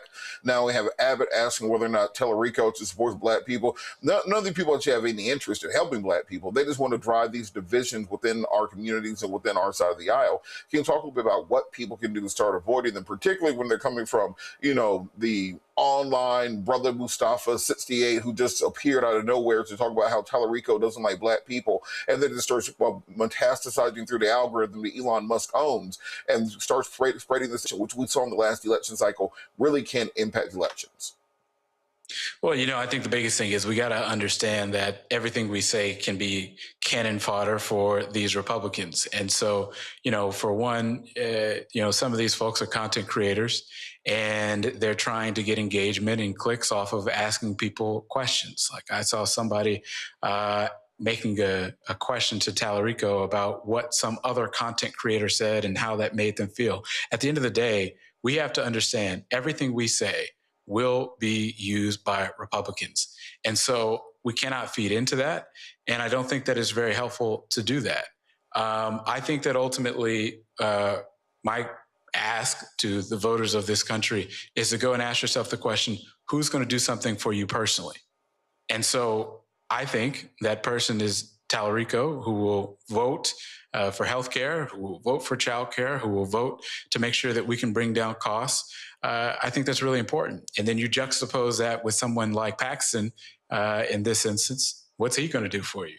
Well, I don't think more tariffs is going to make your life better. I don't think that getting rid of more subsidies for ACA is going to make your life better. I don't think someone who's going to support rolling back environmental regulations to put more pollution in your air and water is going to make things better. I don't think that's in your best interest. Ask yourself the question of who's going to be in your best interest. And when you look at the policies that Tellerico supports, that absolutely is it without real question, in my opinion. Question I have for you, it actually piggybacks on what Rebecca said. I have been yelling and screaming this for the longest, that what should be happening right now. When she talked about, hey, how can I make somebody's life better? Look, Tellerico is running his campaign. He's doing his thing. But that doesn't mean that we can't do what we're supposed to do. And for me, I've said what should be happening right now is in every city in Texas, every week, there should be a We the People discussion, panel, discussion, town hall, Q&A, walking people through all of these different things. They should be live streamed. We should be kicking those things out, primarily because a lot of people just simply don't know what is happening. They don't understand. They're not connecting the dots. And I think the mistake is when we have events and rallies and we say, need you to vote. Well, I can't get you to vote unless you're registered. And I can't get you registered until I walk you through why you need to be registered, why you need to vote. And so that, to me, is what really should be happening as well. And so it should be multiple events. Churches and community groups should be doing this, teaching people, having teach-ins and real discussions that are connecting those dots. Your thoughts on that? I think you're 100% right. I just saw a friend of mine, State Representative Jolanda Jones, just did a really big town hall in Houston, in which she did. She invited a lot of people to go forward and learn about what's going on and what's happening. I think that there has to be a variety of different events. I don't think that everything will be able to be done by just Tallarico. It's going to have to be done by other political figures. And also, with our own individual selves. Talk to your friends and family about the importance of voting and why it is. If you do see someone repost something that is disinformation that you know is not true, go and talk to those people and debunk that. This is going to have to be a team effort, because at the end of the day, we all share the understanding that the Republicans cannot win. Now, if we disagree with some of the ways that Tallarico might be campaigning or whatever, take matters into your own hands. Say, what do I need to go do to go and correct the record and to go and spread the words to people? I know that I am doing everything I possibly can, even though I don't live in Texas anymore, to go and spread the word to my friends that are still living in Texas about why it's important to go vote. And the particular things that they're going to be getting as a result of voting for Tallarico. So we've all got to pick up our mantle. I remember my late mentor, Congresswoman Jackson Lee, once said that no one is coming to save us. We are the ones that are the cavalry. And so we have to pick up that mantle ourselves and go and do everything in our can to go forward and spread the word to as many people as possible. You talked about folks. So what? You left Texas? Where you go? I live in the DMV now. Oh, yo ass. See, you need to live in the DMV and keep your voter registration in Texas. See, that's allowed. That's allowed. You never know. Well, I've been doing it. What'd you say, Rebecca? I said, check your local rules, consult an attorney, because in Texas, they are bringing felony charges to people outside of Paxton if you are voting at an address in which that is not your domicile. So right. Make sure you check local law. When you got a homestead and sure. paying them, when you got a homestead and you paying them property taxes on your home and it's in your name, that's your house. That's right. Yeah. So I know my house is because I own it and I pay them damn property taxes. Absolutely. That's right. Every year. All right, Azia, I appreciate it. Thanks a lot. Absolutely. Thanks for having me. Folks, we talked about organizing. Go to my iPad. This Saturday in Houston, Freedom Summer 2.0. They're going to be in Houston this Saturday.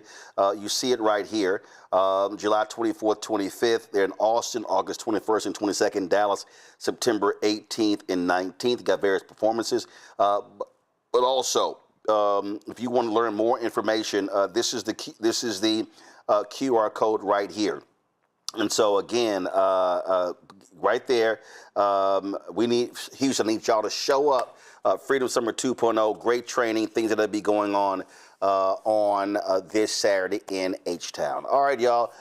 New York City, Zohran Mamdani made it clear that he wanted to arrest Israeli Prime Minister Benjamin Netanyahu, but the reality is he can't do that. This thing called diplomatic immunity. And Donald Trump like, oh, he can't do it. But that didn't stop him from dropping this video. Benjamin Netanyahu is a war criminal, the architect of a horrific genocide against the Palestinian people. He is responsible for the killing of more than 73,000 people, for the maiming of tens of thousands of children, as those who survive undergo amputation without anesthesia, for the targeting of neonatal hospitals and maternity care centers, denying newborns even the chance to live, for the countless people he starved as he blocked food and humanitarian aid from reaching them, for the gunning down of hundreds of aid workers and journalists. And just last month, the UN confirmed that Palestinian children continue to be deliberately targeted and killed by Israeli armed forces, more than 8 months after the so-called ceasefire. The list goes on and on, all as we, as Americans, pay for the bombs that do the killing. There is a reason the International Criminal Court issued a warrant for his arrest. As human beings, we have spent generations building a shared understanding that there are crimes so grave they offend all of humanity. Anyone, with their eyes, with their heart, with their conscience, should recognize the devastation he has wrought and understand that he belongs before a court of law. As I've said, I agree with the ICC that Benjamin Netanyahu should be arrested and tried for his crimes, as I do for anyone else charged by the ICC. My administration has reviewed every avenue available under applicable law to determine whether New York City could execute the International Criminal Court's arrest warrant if Benjamin Netanyahu came here. It is clear that we do not have the independent legal authority to enforce this warrant. The federal government, however, does, and I call on them to join the ICC and execute this warrant. And I want to be equally clear. Benjamin Netanyahu is not welcome in New York City, nor is any other war criminal at large. While we cannot end the genocide on our own, we can decide whether our silence will become another weapon, and we can examine every tool we have to defend the humanity and dignity of all people. That is my commitment to you. You know, it's always quite interesting, Rebecca, United States, we want to execute the rule of law. We will actually go into Venezuela and kidnap its president and drag him back here out of his country to execute an indictment in this country. But then we don't care about the ICC when they rule against us or our friends. Well, it sounds like the United States is committed to exercising and protecting the white supremacist rule of law here. Because here's the bottom line. We know Netanyahu is a war criminal. We know what's happening in Israel, in Gaza, is genocide. That is clear. That's what history is going to show. That is what the present is showing, and is very clear now. You know what? I think in the previous segment, I talked about how do you convince people to vote, even if voting is on their top 10 things to do. Being a moral leader, the way we see the mayor of New York being at this moment, is a reason to support him. It's a reason why people who may not be actively involved in our political system say, hey, you know what, that's a leader. That's somebody who's actually trying to do the right thing. That's someone who's actually trying to make people's lives better. And then we see the policy that he's doing. He's doing a lot of pro-Black policy, a lot of policy that doesn't just help Black communities, but it helps all communities. Because we know when you do pro-Black policies as a matter of public policy, it actually helps everybody. And so that is the future. If we want to get Gen Z, if we want to get Gen Alpha, that's what it looks like. It is unfortunate that there are members of his own party who don't support him, but that is the future. That's the reason why you see certain candidates like looking at the Senate race in Michigan. It's the reason why you're seeing people gravitate towards those types of candidates, those types of leaders, and they want them to be their elected leader because they're showing moral clarity in this moment, and they're not doing this equivocation. They're not playing politics, but instead they're actually trying to deliver for people. And what also I think jumps out here, Robert, is that Mamdani is not buckling from the pressure. His whole deal is, oh, y'all mad? Suck it. Well, you know, I find it interesting that this is even an argument because we talk a lot about madmen around the world and people that we have to do regime change. I'm just asking a very just simple question. Who has been responsible for more loss of human life in the last 40 years? United States. Benjamin Netanyahu or, let's say, Maduro? Benjamin Netanyahu or, Gaddafi? Benjamin Netanyahu? You can go down the list. If you just go number by number, he has been perhaps one of the top 5 or 10 people that has led in the deaths of human beings over the course of his time in power over the last 40 years.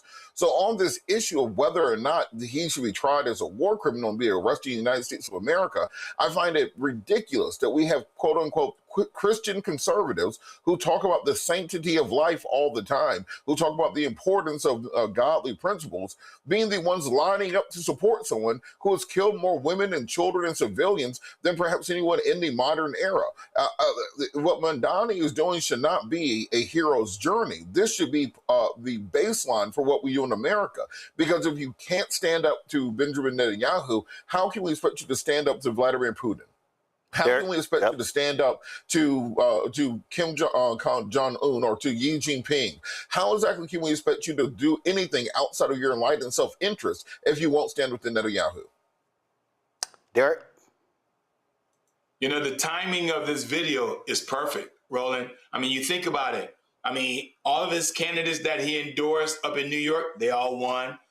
Those other candidates in other primaries across the United States, over in Colorado, that's following him, they won. I mean, the young lady, she was 29 years of age. She beat someone that's been in Congress for 30 years, right? These are the kind of leaders that we're looking for right now. The mayor is very clear. He's saying at a time when over 100 Democrats voted to support a bill to give Israel more money. Meanwhile, we need our children, 644,000 of our children in Georgia need SNAP benefits. We have those veterans that are looking for care. And so Mamdani is saying, we no longer want the status quo. We're challenging the Democratic establishment. We're saying that although I know I can't do this, as he articulated in his video, he said, I'm gonna put this video out there so that way you all who should be doing something in Washington, D.C., y'all should be doing this. And that's gonna force that 18 to 35-year-old group more pressure to the 435, especially Democrats up in Washington, D.C.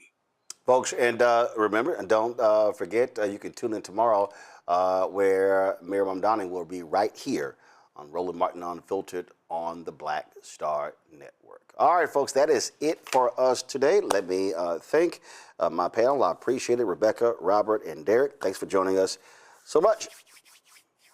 All right, folks, that is it for us.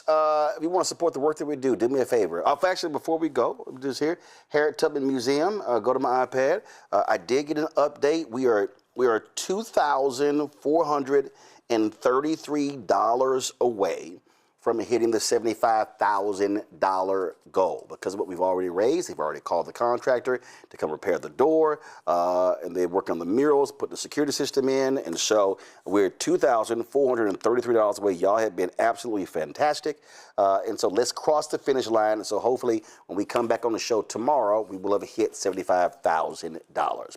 Folks, we want to support Roland Martin Unfiltered. Join our Bring the Funk fan club. Our goal is to have 20,000 of our fans contributing on average $50 each a year. That's $4.19 a month, 13 cents a day. That supports this show plus all the new shows that we have. Tomorrow I'm going to be announcing a new show that we'll be launching in the first week of August.